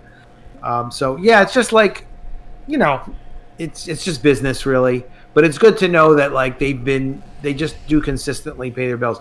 The one thing is, and I've seen Peter complain about it, and I haven't done business with them, easily 20 years really, to be honest. I just know they're just Diamond. Diamond's pretty consistent. But they can be pretty cavalier a little bit with, I've seen Peter just mention in live streams, oh, well, this wasn't packaged perfectly, so we're going to charge you a fee. This wasn't identified properly, so we're going to charge you another fee. It's at some point, they got to cut it out with that stuff. Well, they also, I was told by other people, and it also happens to me a lot because I keep I get a lot of indie books. They don't put those as top priority, even if you are ordering them. So sometimes they can get lost in shipments and so forth. I've known people that own shops that don't get their stuff because they're in certain areas, and it's thanks Diamond for this BS, but it happens sometimes. Oh, Purity's on. But maybe they were different 20 years ago, because everything does change. I mean, 20 years ago, Marvel was a very different Marvel. So was DC. Yeah, it was a real company. That's what people actually wanted to read back then. Yeah, I go back. It's funny because they're always I like to joke around, but it's pretty much true. They're they want to cater to my peoples, I guess. My Nightwolf and my people. They're hey, you youngins with your crazy stuff. We also like to get down and talk about food and stuff, and we're just looking over there nobody does that in real life. Where do you get outside at all? What is wrong with you? You want to sell a slice of life mangas and whatnot. I hate to tell you this, but if I want that, I'm just gonna buy it from Japan. Yeah, seriously, when they started the Marvel manga thing, that's when I started getting into comics. Was around the time they started doing the manga Marvel. But here's the thing, manga Marvel. I just looked at it and I passed on it immediately, because to me, I'm if I wanted manga, I'd go read manga. They could have done a self-contained graphic novel. They could have been very cool. They did But this is the problem is, and you know what the problem is, but I'm going to tell you anyway. Tell me. It's the way it is. When Jim Shooter left Marvel, they were screwed. Oh, yeah. That was the end of everything. Wait, I thought they kicked him out. Well, yeah, he left because they said get the fuck out, so he had to leave. They kicked out the only guy keeping them awesome. Well, in all fairness, though, that's a position that you don't usually stay in real long. That they keep you until then they think it's time to get somebody else in to put a new direction, so that's a common thing. Jim's thing is that Jim has a certain idea how things should run wherever he is properly. Well, I think they need it. Can we I think it's business properly. Jim was also somewhat combative, and Oh, you're breaking up. Yeah, brother. you really are. I am. Marvel Oh, is trying to silence you. They need to be no. quiet. Oh no. You're back, quickly, before Marvel tries to silence you again. I was going to say that Shooter was slightly combative and he was a bit rough around the edges, and some of the creators had issues with him. Absolutely. But Well, he also like he was just a tough businessman, and that's probably why some of the creators didn't like it very he much. was/is a tough cookie, and he's going to say what he thinks. Mhm. And but also, he can be a little menacing. Yeah. to work Well, with. if you're really tall, yeah, that could. He works over the phone too. I can tell you, I actually had him. He did something with me, and I love his work. And he worked on an idea of mine that's not been published yet. Yeah. But I had him change the ending, which was a pretty ballsy thing. But I was only tough enough to do that because it was my thing. And it's like, listen, that's not how I envision this thing ending. In terms of what the theme and the end of the, you'll see eventually, because there's no way I'm not going to do this for freaking project. Oh, I got a Good question. Is he Yes, Worm. okay? If we pictured it, would it be for a new crowd that doesn't know Jim Shooter that much? Would he be like Gordon Okay. Ramsay of comics? He's a Gordon Ramsay of comics, absolutely. And he knows what he wants. And he was mentored working with Stan Lee, working with Julie Schwartz, Morty Weisinger. It wasn't just that he was Jim Shooter and he had Jim Shooter's ideas. He was carrying all the principles from earlier great comics that came from DC, that came from Marvel, to have a strong foundation and also a respect for creative talent. Marvel didn't start royalties until Jim Shooter was there. He fought to get royalties for, This man. and it was good business because the attitude was like, all right, well, if these guys are making good money, we'll be able to keep them, and then we can make more money off of them. And it was not that complicated. And look, as a business guy, I look at it too, and you have to make a decision about, well, do you want to pay a flat fee? Do you want to pay a royalty or commission or whatever? You have to think about that stuff. But there was no question that was the right thing to do. And the Marvel in the 80s was amazing work. It was fantastic work. And the people that he had problems with, like when he walked in there, a lot of the editors were just giving each other and their friends writing gigs. Oh my gosh, that's current age. Well, That's current age. That's current age. That's how we got here. It's just it just doesn't make for good stuff. No, it doesn't. I mean, it just doesn't, and it's said that if people don't care about the work, it's not going to be good. no. But also here's one of the things that I think gets me in trouble, but I like to say it because I want people to think about it. Is that That's it. back in the day, Marvel actually had a look and a feel to its books, a style. Yeah. Oh, yeah. And it was cool. It had an aesthetic. Different artists did different things. John Romita was not Jack Kirby, and Steve Ditko is a different guy. Romita Senior. Yeah, Romita is classic Marvel House style. I love that. If you work really hard, you could draw like John Romita. Really? Bull! Well, you got to work really, really hard, but the whole thing too is being able to be mentored. They had an office. They had offices in New York City where you could go in and they had tables, and not like everybody was in house, but people learn so much in a studio environment especially there's an attitude towards doing great work. We had a small studio. Well, not that small actually. So We had cool. look on my YouTube channel, AdamEveryday.com or HalfSpeedTucci.com, street name. And our first video on it is just like a 2-minute video, but it shows video of our comic book studio in the early 90s. 20 people at tables. And Kirk Lindo, who managed it for me, worked under Will Eisner. Oh my gosh. Taught by Will Eisner at SVA. So it was like a dream job for Kirk. And Kirk he had run retail stores before, so he, as a manager, so he knew how to control people and who the troublemakers were or whatnot. And he was great at hiring people. And so many people learned so much stuff. It was actually a really good feeling. Like, I'm not an artist, but just walking in every day and seeing people work and learn. And that's my dream. That is a thing I would always love to do. That's why around here the closest we get is like an art jam session that shows up like once every month in this little art studio and stuff where people just sit around, but it's not like, I don't know, I don't think we get a lot of critiques out of it, but I like... Yeah, you want the you want the critiques. You know what, Nerd Wonder, you know what I want you to do? This is what we're going to do. Yeah? I've been talking to my friend Ken. Ken Becker used to work in my studio. He was there for like, I don't know, 6 months or a year, but he's a really good guy. So I'm going to I wanted to interview Ken.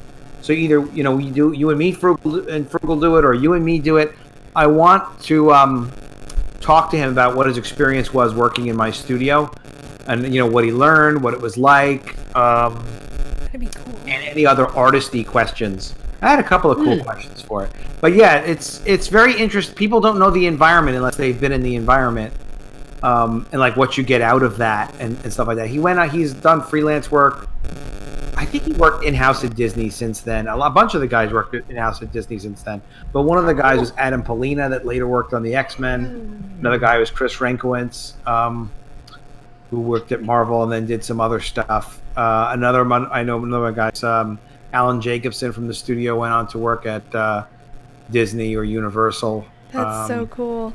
And not because of just us. Obviously, they had the talent. But you train them. Well, they get infused. You get infused with, like, you can make a career of this. You can do this work. And there are other people doing it. I would love to see a studio happen again. And it's not nothing is impossible. It's just a matter of you just have to make everything. It just got to work. Yeah. You got to figure it out. Honestly, it can still work, and I think it would be really nice if there were cool art studios that came around. Like, the area I live in would be, like, not that bad of a choice because there's so many creators. Like, for comics and heck, even video games, and they do a lot of stuff like that too. So, who I want to talk to? The Joe Kubert Art School, because they've got to have like all sorts of people there that are just like, hey, we're cool artists and we like doing work in the same place together. Yeah, that would be really a good idea. Honestly, just to even talk to them.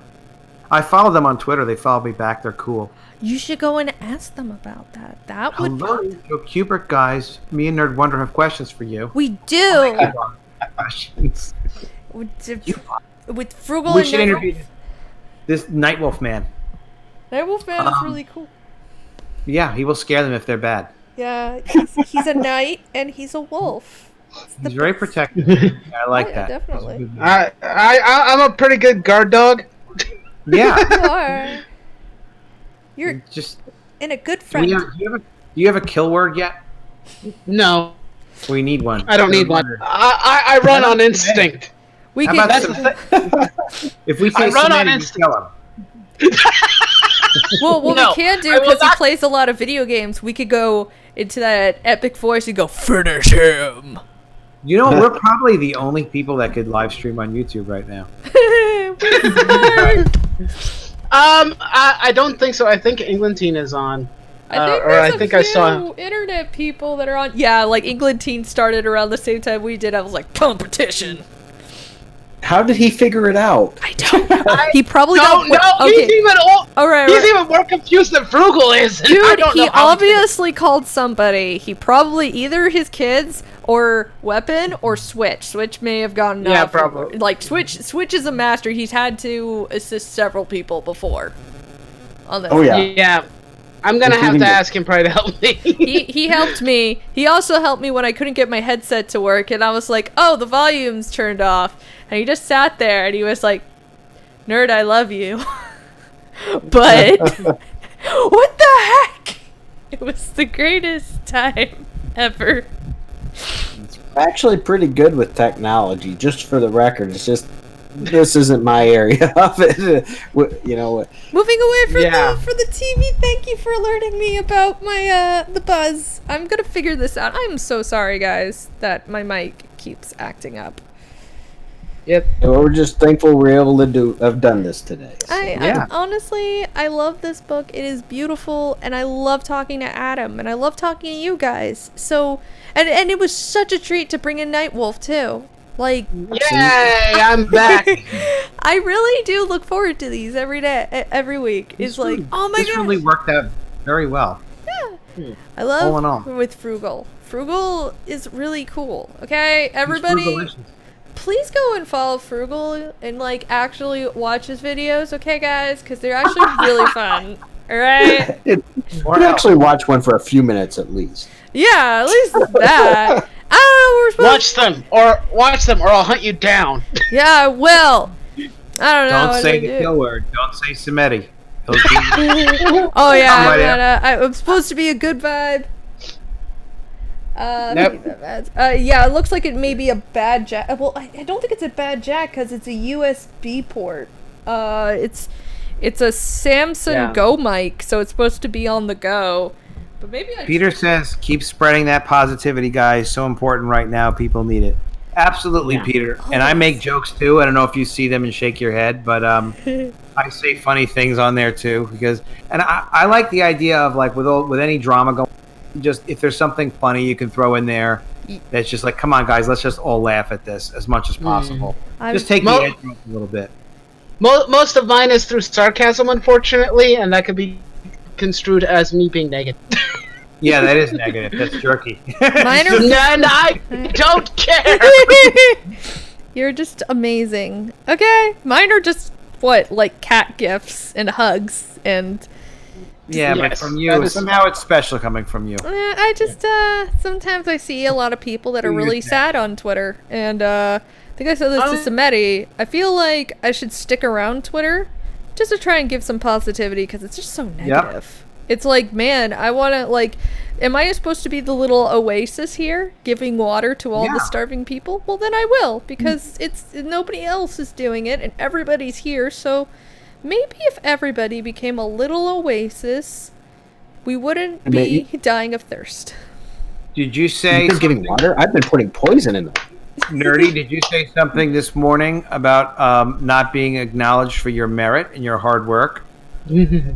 What? And did you say something this morning in one of your tweets about nobody cares about how good your work is, you're just going to get hired for who you are or whatever it is, something like that? Yeah, I did that yesterday. Because And didn't someone tell you, yes, I care about your work? yes, Oh, that's a lot. nerdsy. that meant a lot to me. It really See, sometimes you got to just shoot that stuff in there. did. Yeah, Yep. but yeah, I was just stating how the corporate industry, I guess if nobody saw it, corporate industry is heavily hiring people based on how they were born or who they are, just by physical, not by talent or working hard. Blood, sweat, and tears go on. And what really upsets me is they always pick the worst people too. Like they always like, we hired a woman for comics, and it's like, you've done this before, but damn, does she let's go suck. back to the day when we used to hire women based on the size of their breasts. Yeah, that's merit. That's merit. That's for a reason. Just kidding. Just kidding. You're not really, and I know Work it. coming out. That's the wolf? You're saying just kidding? Nope. Not everything has to be nice and safe. You could say some bad stuff now and then.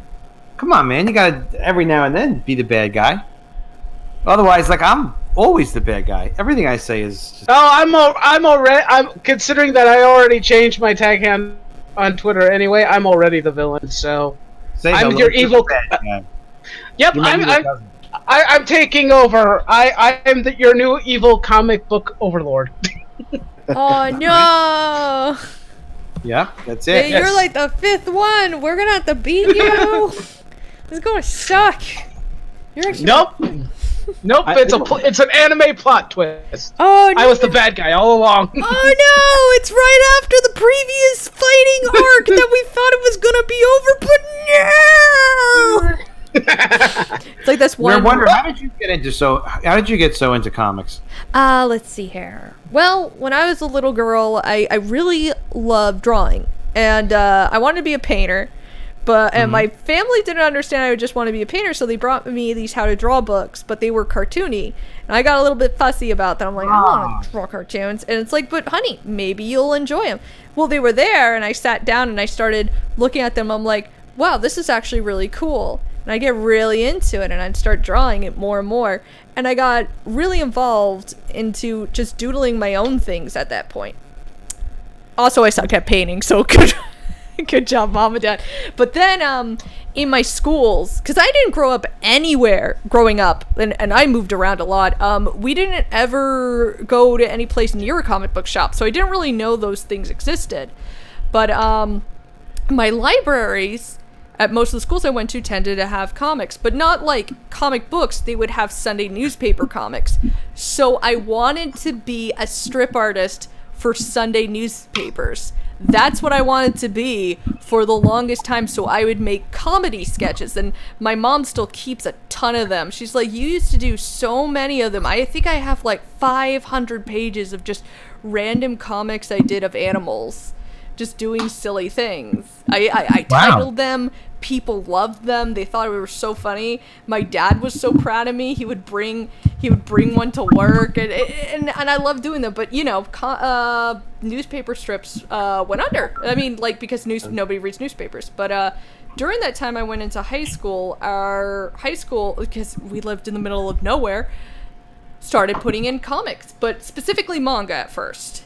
And I fell in love with manga because it was so long and so fat. There were so many stories into there too. And at that point, because comic books were still really hard to come by, they sold those at the grocery store for $5. You could buy 500 pages. Yeah, it was made out of the suckiest paper, but who cares? Nobody cares about the quality of paper as long as the drawing is there and I get to read the story. That's all that mattered.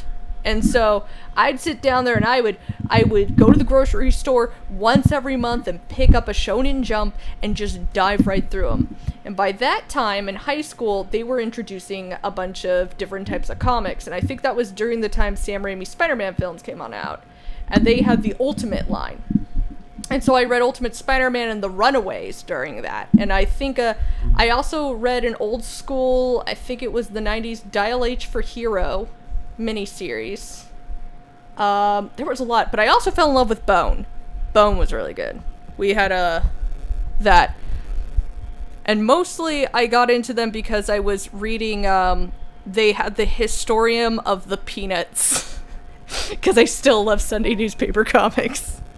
Peanuts is great. And honestly, I found out that somebody that I really looked up to was, made a Sunday newspaper comic that I used to enjoy as a kid. I didn't get to read it a lot, but I thought it was really cool. It was Frank Cho. Frank Cho made a Sunday newspaper strip that I loved because it was all cute animals. And they lived on a little forest. It was like, this is really cool. And I was like, oh, I want to draw like that. Those are cool animals. And I did not know that until a few years ago, like when everybody was attacking Frank Cho because she's like, you draw women raw, like all whatever. Yeah. And people were talking about the history of him. That's when I saw it. I saw they were like, he also made this Sunday newspaper strip, and I just like, just immediately like, oh my gosh, I used to look up to him when I was like 5. Oh my gosh. Oh, cool. He hates my guts. Probably. Does? But I love him. Well, everybody hates us, Frugal. Everybody's like, wow, Oh, okay. you all right monsters. It's like Jerry Conway. You can say that all day, yeah. but I love you, man. You write some pretty good stuff. I love it. Yeah. You can hate me because I will still love you. Because that's how I feel. It's like people That's can, how you... I was going to say, that's how you win. Kill them with kindness. I can't. It takes a lot for me to hate somebody. I guess it's like that. Kill My them little. with stacks of Alterna books. That's what I. Yeah, there you go. Kill them. Mr. Crypt's really good. Everybody go read that. It's You like. know what? Alterna book series that I read not too long ago that was really good. That I didn't have a whole lot of hope for it being good based on just the covers. It didn't really draw me in. Is Doppelganger. Oh, really? I should check that out. Really good. They're hard to come by my comic book shop, but what I love about Alterna, which is smart, and I think that all industries should do this, is they sell them at the dollar store and Books A Millions and a bunch of other places. I know once I talked to, it was the Alterna Twitter, and we were just having a conversation or something like that, and it was mentioned they did get a deal with Target. And I asked them, does that mean you're going to start working with Target? And they go, no, not yet. And that's what, they're smart about this. They said it costs $2,000, like they were offered by Target to put the comics in there, but they would have to pay $2,000 a month. But they weren't sure because they were a small company, and spending $2,000 per month can either make it or break it for them. Yeah, and also that kind of thing is they're going to be returnable, which means you're going to guarantee that they can sell them. I did a little bit of returnable, and when we did, what happens is what you think it would happen. It's not it's not their money. It's your money. Yeah. So like, hey, can I make some money with? Can you make me some money? Yeah, sure. Just give me some money. I'll give you back some money. And Peter already does some newsstand distribution, and he does it effectively. And obviously, it's very limited. So yeah, it's a little scary with a big company like a Target. So $2,000 is probably like one slotting fee for like a limited distribution, plus he has to risk the cost of paper to get him out there. So he's got to be super duper careful. But even so, it can work well for a couple. Like we did biography comics also through an imprint called Personality Comics. Mm-hmm. We did biographies on famous people, and we did some of those on newsstand as well. And some of them did really well, and then other ones did like horribly. And sometimes they're not honest with you either. And like, they tell you they destroyed like 10,000 comics. Like you don't really know if they destroyed 10,000 comics. Just like, they're going to tell you what they want to tell you. So yeah, it's a little rough. It's a little rough, the returnable stuff. One day I hope that we all figure out a better way to do this. So I mean, like we're kind of are, but at the same time, it would be nice to have them sold in stores. I know that's like the dream, and it is. Well, you need to look at. Let's start pay attention to my YouTube channel a little bit, because I talk about some of this stuff. Because really, like, I did one video that's just under 20 minutes. That's pretty long for that, but I went over a list of like different outlets of us selling books, and it does include stores. But because the thing is we can do crowdfunding, and we ought to do crowdfunding at the same time. Like, so that's the main thingy. Mm-hmm. So what other? And now I'm talking like you, Nerd Wonder. She is an infection. You need to be very careful. You gotta wear gloves and an entire hazmat suit, or it rubs off. It does. I have a plague! Yay! Yeah. You're a happy plague. You're a happy plague. So heard it here, people. There was a stream with the terms Nerd Wonder and Rub Off. Just saying. Okay, continue. And it's going around. Anyway, it's on my YouTube. You can check it out. There's links and there's a list, but I didn't go into like super thorough detail, but just a good outline of like, look, yeah, we can sell crowdfunding, but you know what? Like, there are plenty of people that once they do their books through crowdfunding, they go and they do figure out how to sell them into comic book distribution, which is it's really through Diamond. Now they're not going to accept everybody. They're not going to accept every title. But you can sell directly to Diamond if they want you and what their offer is reasonable. That's all non-returnable. So like everything we ever sold to Diamond, we got paid for, whether or not it was as much money as we wanted. We knew what the deal was. So they might buy like 2,000 copies of something, say a $3 comic book. You get $1.20 per comic, less a couple of little other bits and pieces they nick off for shipping, for redistribution. But basically, if they buy 2,000 and they're supposed to pay you $1.20, they give you you give them the bill. They pay you $2,400, and you get that money. And the trick of it is it's very hard to use them as a primary distribution source anymore because sales are so low. So if you've got primary distribution like College of Dead, for example, we're fine. All our costs are covered at this point. We're shipping the books no matter what. So we've got that sale. But after that, can it go to comic stores? It can go to comic stores if Diamond decides they want it, or if we make a deal with another publisher who's already working with Diamond, and it's a little bit easier for them to deal with Diamond. You do a profit sharing. So you're splitting profits, but since everything's already kind of paid for, profits are something. It's not going to be a nothing. And then there's also sales. I mean, there's potentially sales to bookstores. There's a lot of places you could potentially sell to. And there's another thing that's really missed, and I don't know if Peter is doing this with any of their titles yet, but there are a lot of foreign publishers that are down with comics. Like a lot. Whether it be France or Germany or Italy. I hear France is a big one. France is a big one. So there are publishers that will buy the rights to translate your comic if they like it, if they want to sell it in their market, and they pay a fee. So like a standard lowish kind of fee, but money is money, would be like $25 a page for a certain amount of time for them to just have the right to sell your book in that language, in that market.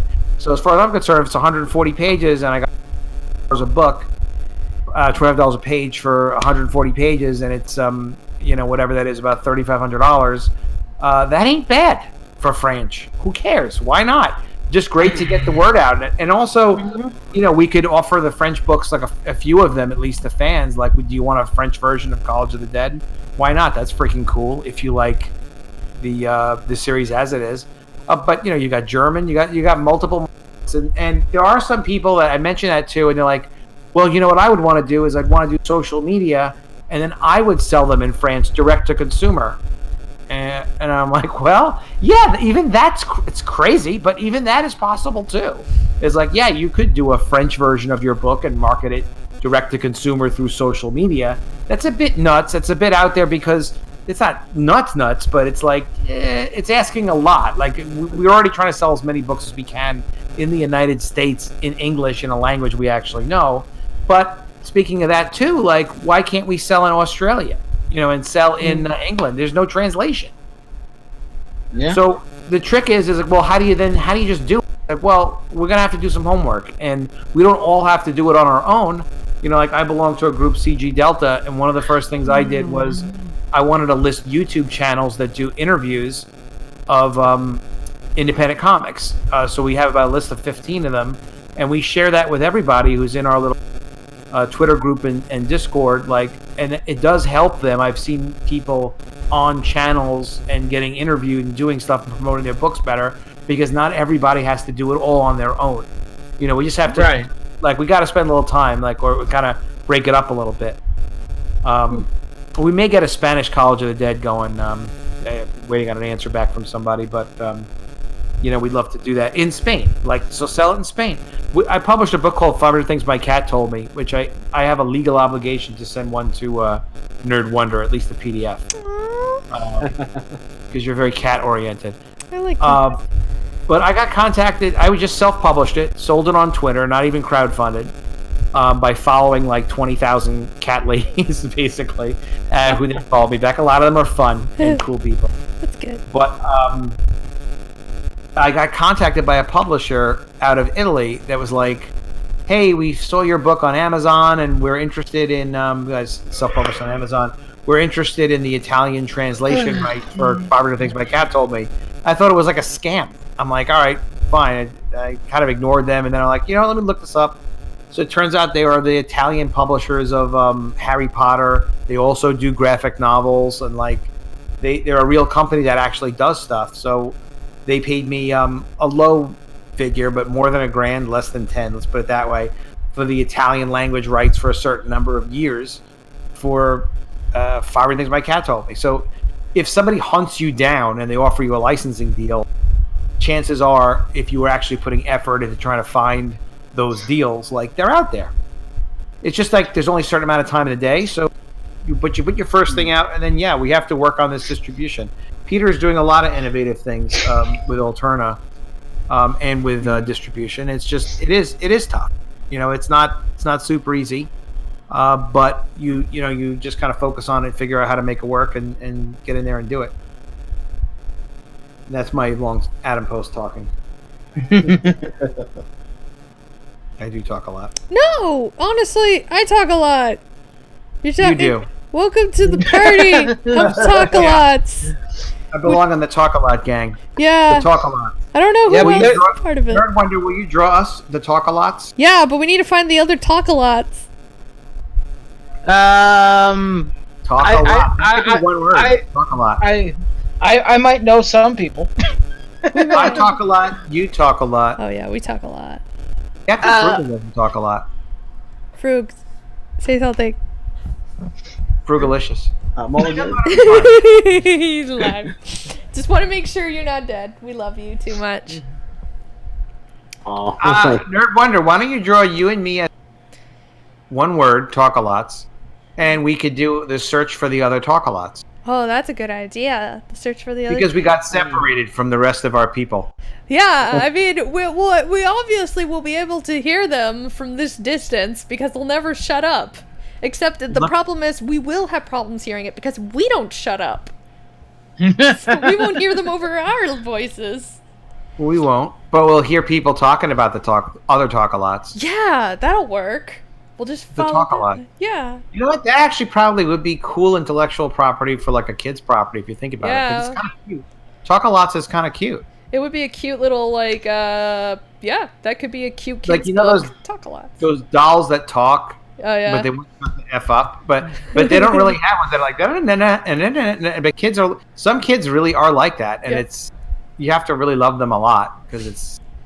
Yeah. I don't know how my dad didn't abandon me. You were probably cute.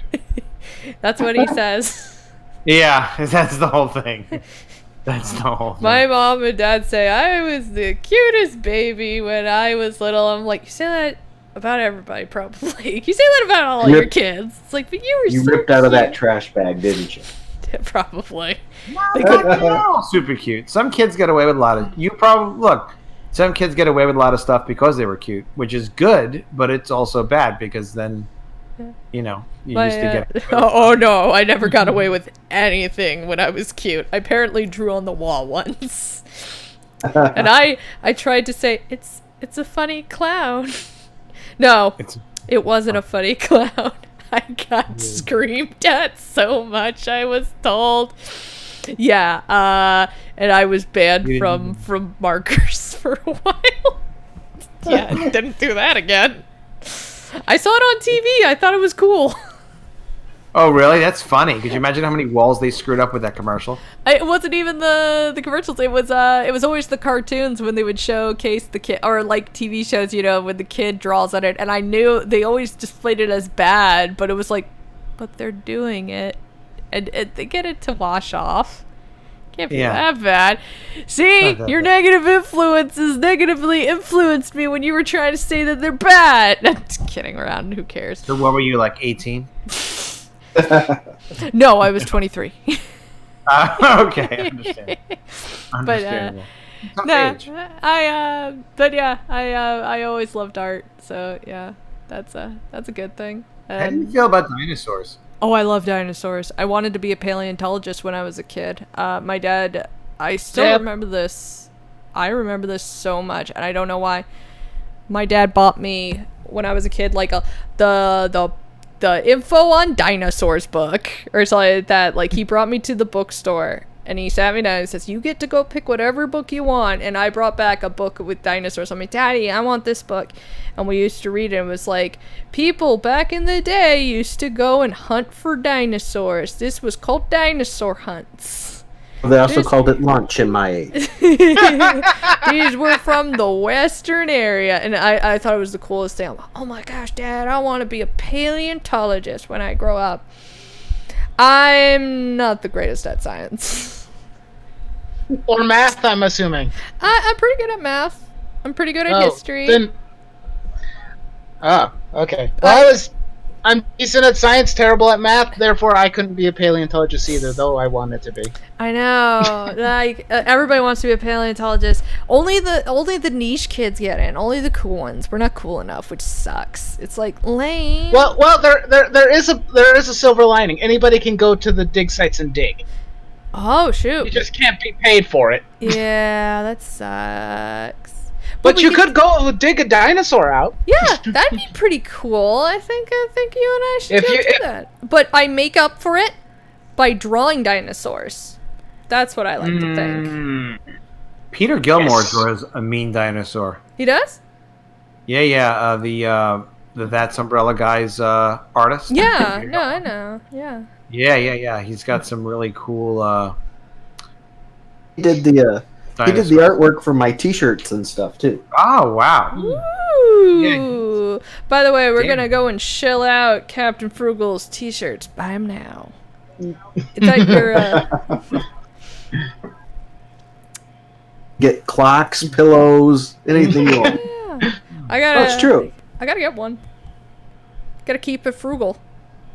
I hope you I have a did put the t-shirt that prices says down that. as low as it. I just realized I haven't drawn dinosaurs in an exceedingly long time. It's in my And I info made a bar on my real video. Now's the time. I don't know if I want to go back to doing that. I remember, like, the last big project I remember doing in high school that involved a dinosaur. I drew a T-Rex, Yeah. or the head of a T-Rex, that was going to be on, what is it, kind of like a very thin piece of wood, or something to that nature. Very strong, sturdy thing. Like a very thin piece of plywood, large, big thing, like a poster. And it was gonna go up in the biology classroom. Mhm. I did the drawing, and I started painting, which I wasn't that great at the time. I'm still not. And then my art teacher proceeded to finish all of it over a holiday. And I come back and it's finished, and I'm like, "You took my project away from me." That sucks. But at least he said, "Oh, but that's okay. You get to put your name on it and say drawn by." I'm like, "Okay, well, at least I get some credit out of it." It's And like now a- everybody thinks it's my. I think the thing is now some people ask me, like people in my area still ask me. It's like, "You're the one who drew that thing." It's like, I drew it. I didn't paint it. That was the art teacher. You have to keep explaining the same story. Wow. And it haunts you to this day. Not really. Very I don't traumatic. lose sleep over it. I don't lose too much sleep over it. So why are you missing so much sleep? No, never mind. Because I stay up too late playing video games Don't do Understand. that. and irritating people on Twitter and YouTube. Oh, no, don't do that. Oh, wait, yeah, keep doing that. That's funny. Honestly, I love our community.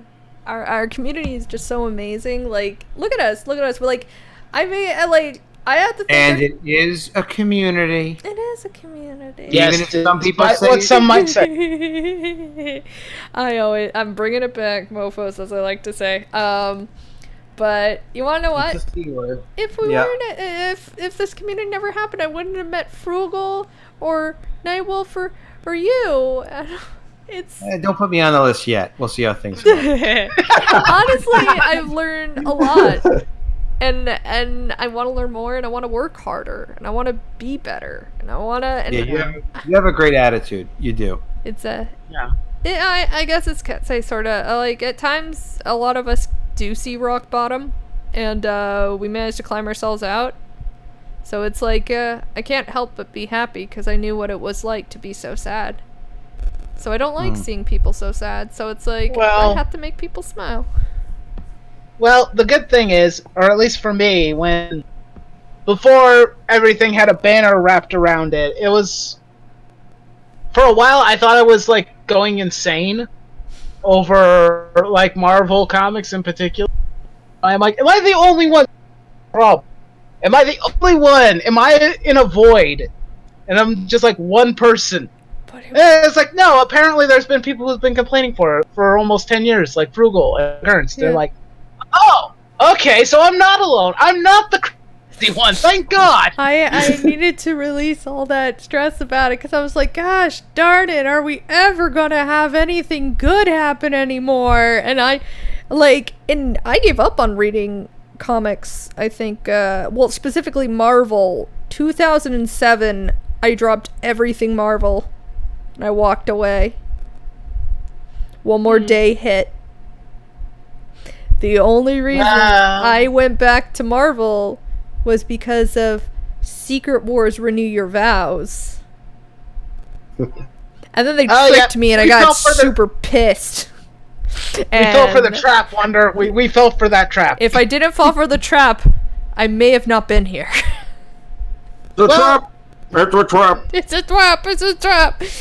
Well, there were still good books being published by Marvel, and I think that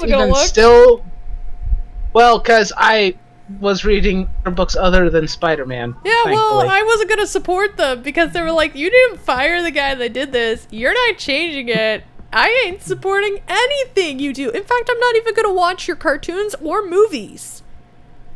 I didn't touch Jack. Yeah, it's become mind poison. It's not good. Yeah. You have to stay away from it. And That's then unfortunate. I kept myself pure for over, how many years was that? 10. About 10 years away from them.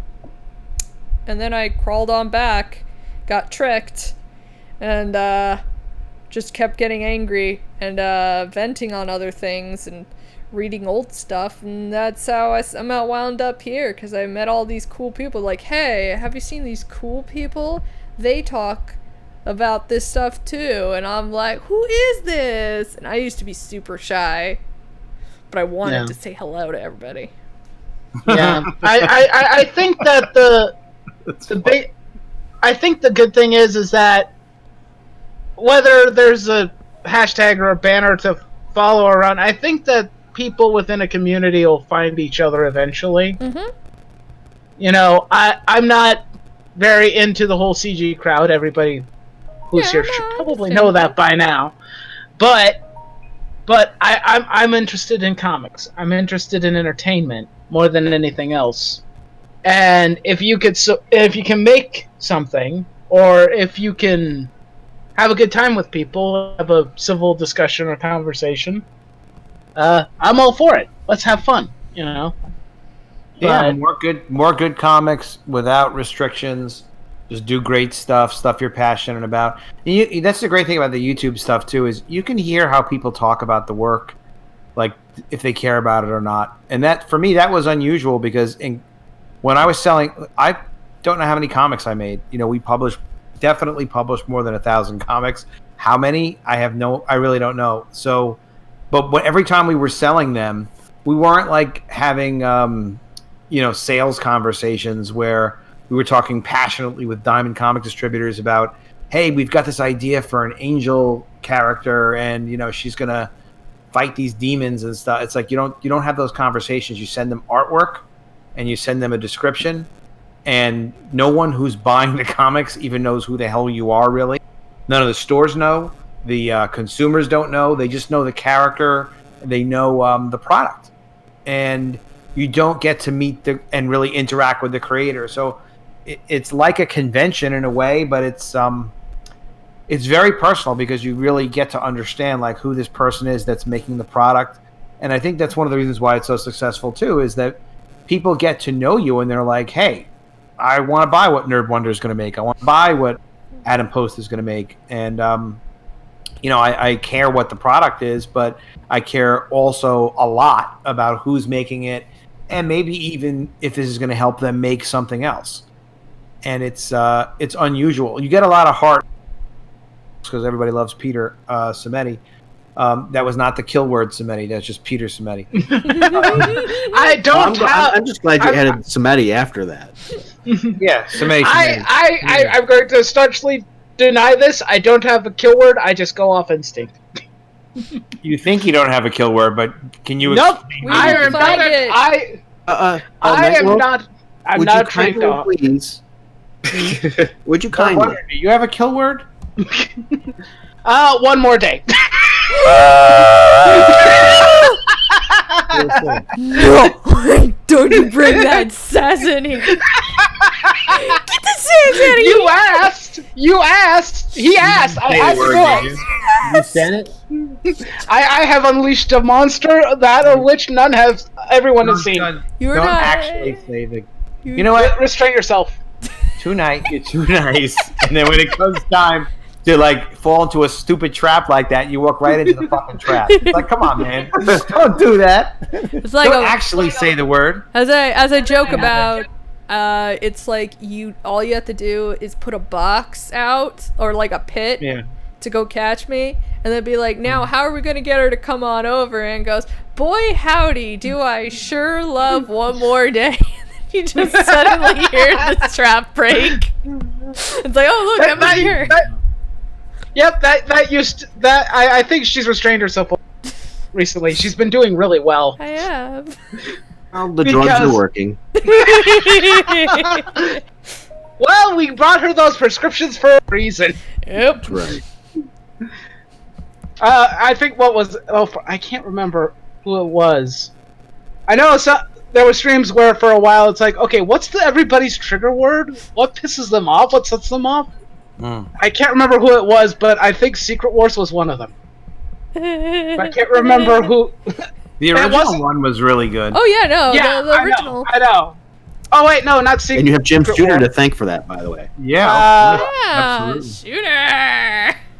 He tear, Mr. Shoot tear. Oh wait, no, I'm sorry. I was thinking something else. It wasn't Secret Wars. It was Secret Empire. Oh, that's. But, Oh yeah, that was. I can't remember. I remember somebody at I can't remember. I was on stream and I know that saying that just triggered out sheer rage. But I can't remember who. It's like, why would I you can't go remember this if it was- far? The guy. I can't remember. Yeah. I think it was on Englandine stream, but I can't remember who it upset. I want to say Captain Frugal or Weapon. It might have been Weapon, or it may have been Englandine. I don't think I think it was Englantine. Yeah, I think it was too. Yeah, I think so too. Because I think one of us just mentioned it after he had done his reviews. It's like, Oh yeah, that's right. He had to read them all. That's right. You killed him inside. I've only known one guy that says, there were some good parts of Secret Empire, and we all just make fun of him for saying that. We're like, was it good? No. We're like, loser. But yeah, like I read it. It was not good. yeah. I looked at the covers. I wanted to do a cover it, and of course I'm too lazy, and it takes forever to do. A cover it comparing because it's supposed to be, an evil dictatorship takes over the world. So I wanted to compare it to the covers of Nightwing New Order, or whatever it was called, which has beautiful propaganda covers. Like, they're displayed to be propaganda, and it's done so well. And then you look at that, and it looks like mud was just slung everywhere. And I'm like, these are so ugly, and they're the same thing. It's just a stiff standing pose. And the insides were not any better. Oh, no, they weren't. And there were spelling errors everywhere. Captain Cummings kept telling Brevard, it's like, I found another one. Dude, you're head editor. Why are you not editing? Yeah, that's what he kept saying. He's like, hey, can I have your job? Because I keep finding stuff. He's like, shut up! And it was really funny, because it was like, wow, you really suck at your job. Who are you friends with? Who did you sleep with? Like, it's kind of reminding me of Hollywood. Back in the day, like probably the 80s or 70s or whatever, you could tell by the acting in certain movies which bimbo got her job by sleeping with the director. You could tell. And and I feel, and it was always made into a joke and so forth, but I'm like, that's the comic book industry now. We've just become pathetic Hollywood. You get it for never your choice. Well, I think we mentioned it earlier in the stream. Less the people that you know, and considering that they're all friends and they all work together, that's how they get the job. Anti-shooter. That's why we need to. They're like, what do I have to do? Do I have to make the secret circle and summon Shooter by getting the trinkets and incense and No, but you know what it is booze. you just have to make new because the old stuff is Yeah. old stuff and it is ruined, and there's no point in even making a blank slate and starting all over again. And it's Disney's characters, and what they have in mind for those characters is so bizarre. Oh, it's scary. It's So the new trend, it's not even it's not even making Spider-Man gay is like even normal for them. I mean, like just- it's weird too because it's like they're like, why can't we make Spider-Man gay? It's like because Stan requested you not to. Well, he's a bigot. No, but Stan was so. they're not even doing that, but they've already done it with Spider-Man, where they've done it with Spider-Man. They're doing it now with 007. They've done it with Star Wars. They're doing it with did it with the Terminator. But it's like we want to take the intellectual property, use it as an umbrella, so that we can distribute it to multiple, not just. I mean, God knows who else do you want to distribute this to? So they've got every variation of a play of the concept, and it worked very well in that one movie with Spider-Man. In the Spider-Verse, because in Spider-Verse was like, all right, well, we've got like 8 different Spider-Man type of thingy versions. They want that for every property now, so that you don't get to decide what Spider-Man should be, because Spider-Man could be any of these things. The thing is, they've been pushing this for a long time with Spider-Man, and the thing is, it only successfully worked now, but it may never get another sequel, is because the movie still didn't do as well as any of the other Spider-Man films. And so Disney may not... I mean, it's also a Sony property. The thing is, they heavily tried to jam... They want to do a collect 'em all, and that's what I hate about Dan Slott. He was very into, let's make this into a toy franchise. And it's like, but Spider-Man used to make fun of those kind of things. You're going against his story. And I would be just so much pained by it, because it just seems so wrong. It's like, okay... I used to be an art teacher for young children, and they loved watching that Ultimate Spider-Man cartoon. And I would sometimes like watch it as well because all the kids knew I loved Spider-Man. So they loved to talk to me about Spider-Man. So I would go watch the show so I could say some stuff, and they'd get really happy. So I was watching some of it, and it was like at the Into the Spider-Verse saga or whatever, and I was like, so how's Spider-Man? They're like, oh, we don't watch it anymore. I'm like, oh, really? Why's that? And they go, too many Spider-Men. Yeah. The show itself made into their last season 6 Spider-Men. 6. And it became so much, like, it killed the show, because if everybody's Spider-Man, why are you watching it? And so that's what happened with these kids, and immediately the show was canceled, and they're all wondering, why didn't it work? And they made a new Spider-Man cartoon, and the new Spider-Man cartoon decided to have 4 Spider-Man as their main cast. I wonder why it got canceled so fast. Yeah. It's because almost... a lot of people are only interested in one Spider-Man. Like, here's the thing as well. It's like... At a time. I mean, like, would you watch a show where there was more than one Batman? Like, I'm not talking about Nightwing and Robin. I'm talking about 4 Batman, and Batman. No, like, even the girls Batman. There's no Batwoman. It's just a bunch of Batman.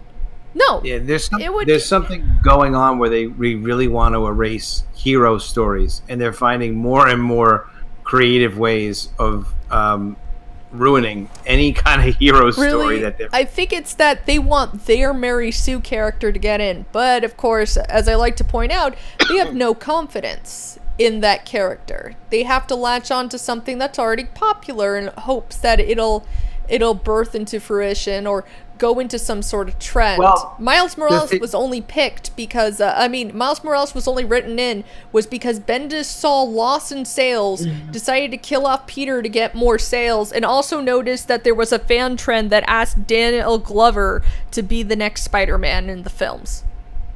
Only reason. Miles actually was a pretty good character in his own universe, but when they put him in the traditional Marvel universe, that made anything of him being special out the window. A lot of people have pointed out, though, that he seems to have nothing unique, unlike Peter Parker, who has, Miles has a pretty okay life, and then he's given everything and kind of thing, and then there's but Peter struggles constantly into everything. But no, Miles has he's best friends with these people. He has everything. He's highly respected. Blah blah blah. He goes to an elite school and he has both his parents. And Peter got none of that. That's what made him. Wonder. I think that's kind of the point. If we were to do a carbon copy of Peter and do everything, nobody would read the character. Yeah, but here's the other thing. What personality difference is Miles and Peter? Because a lot of people have been pointing out it's kind of like it's just Peter but black and has a better life.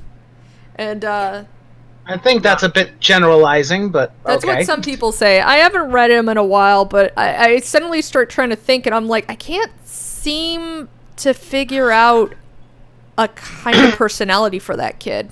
I guess he was just kind of blank.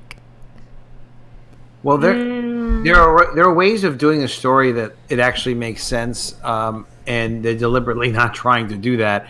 There was a company that I knew in probably the mid-'90s called Gotham Publishing, and they're based in India, and they had the rights to do Marvel Comics in India, and they wanted to do an Indian Spider-Man, and they were redoing stuff to suit their local market. So it was, there's really nothing it's all fine. It's, basically everything is fine as long as you really do you create a relatable character, and the spirit of the character, if they're overcoming struggles, then there's a story there. And if things are just going kind of cool, and there's really not, you don't have struggles with everyday life, and you don't have struggles with your superhero life, then it's definitely not Spider-Man. Yeah, It's just. But at the same time, it's like, why can't we just ship on over the old comics to these people? Like, it's not like, do you have to make Goku an American for people to enjoy Dragon Ball? They reprint the major companies. I don't know if people are still interested in what the heck they're doing. Not really. But they used to have reprint deals with multiple countries. Even Valiant Comics, Jim Shooter's 1.0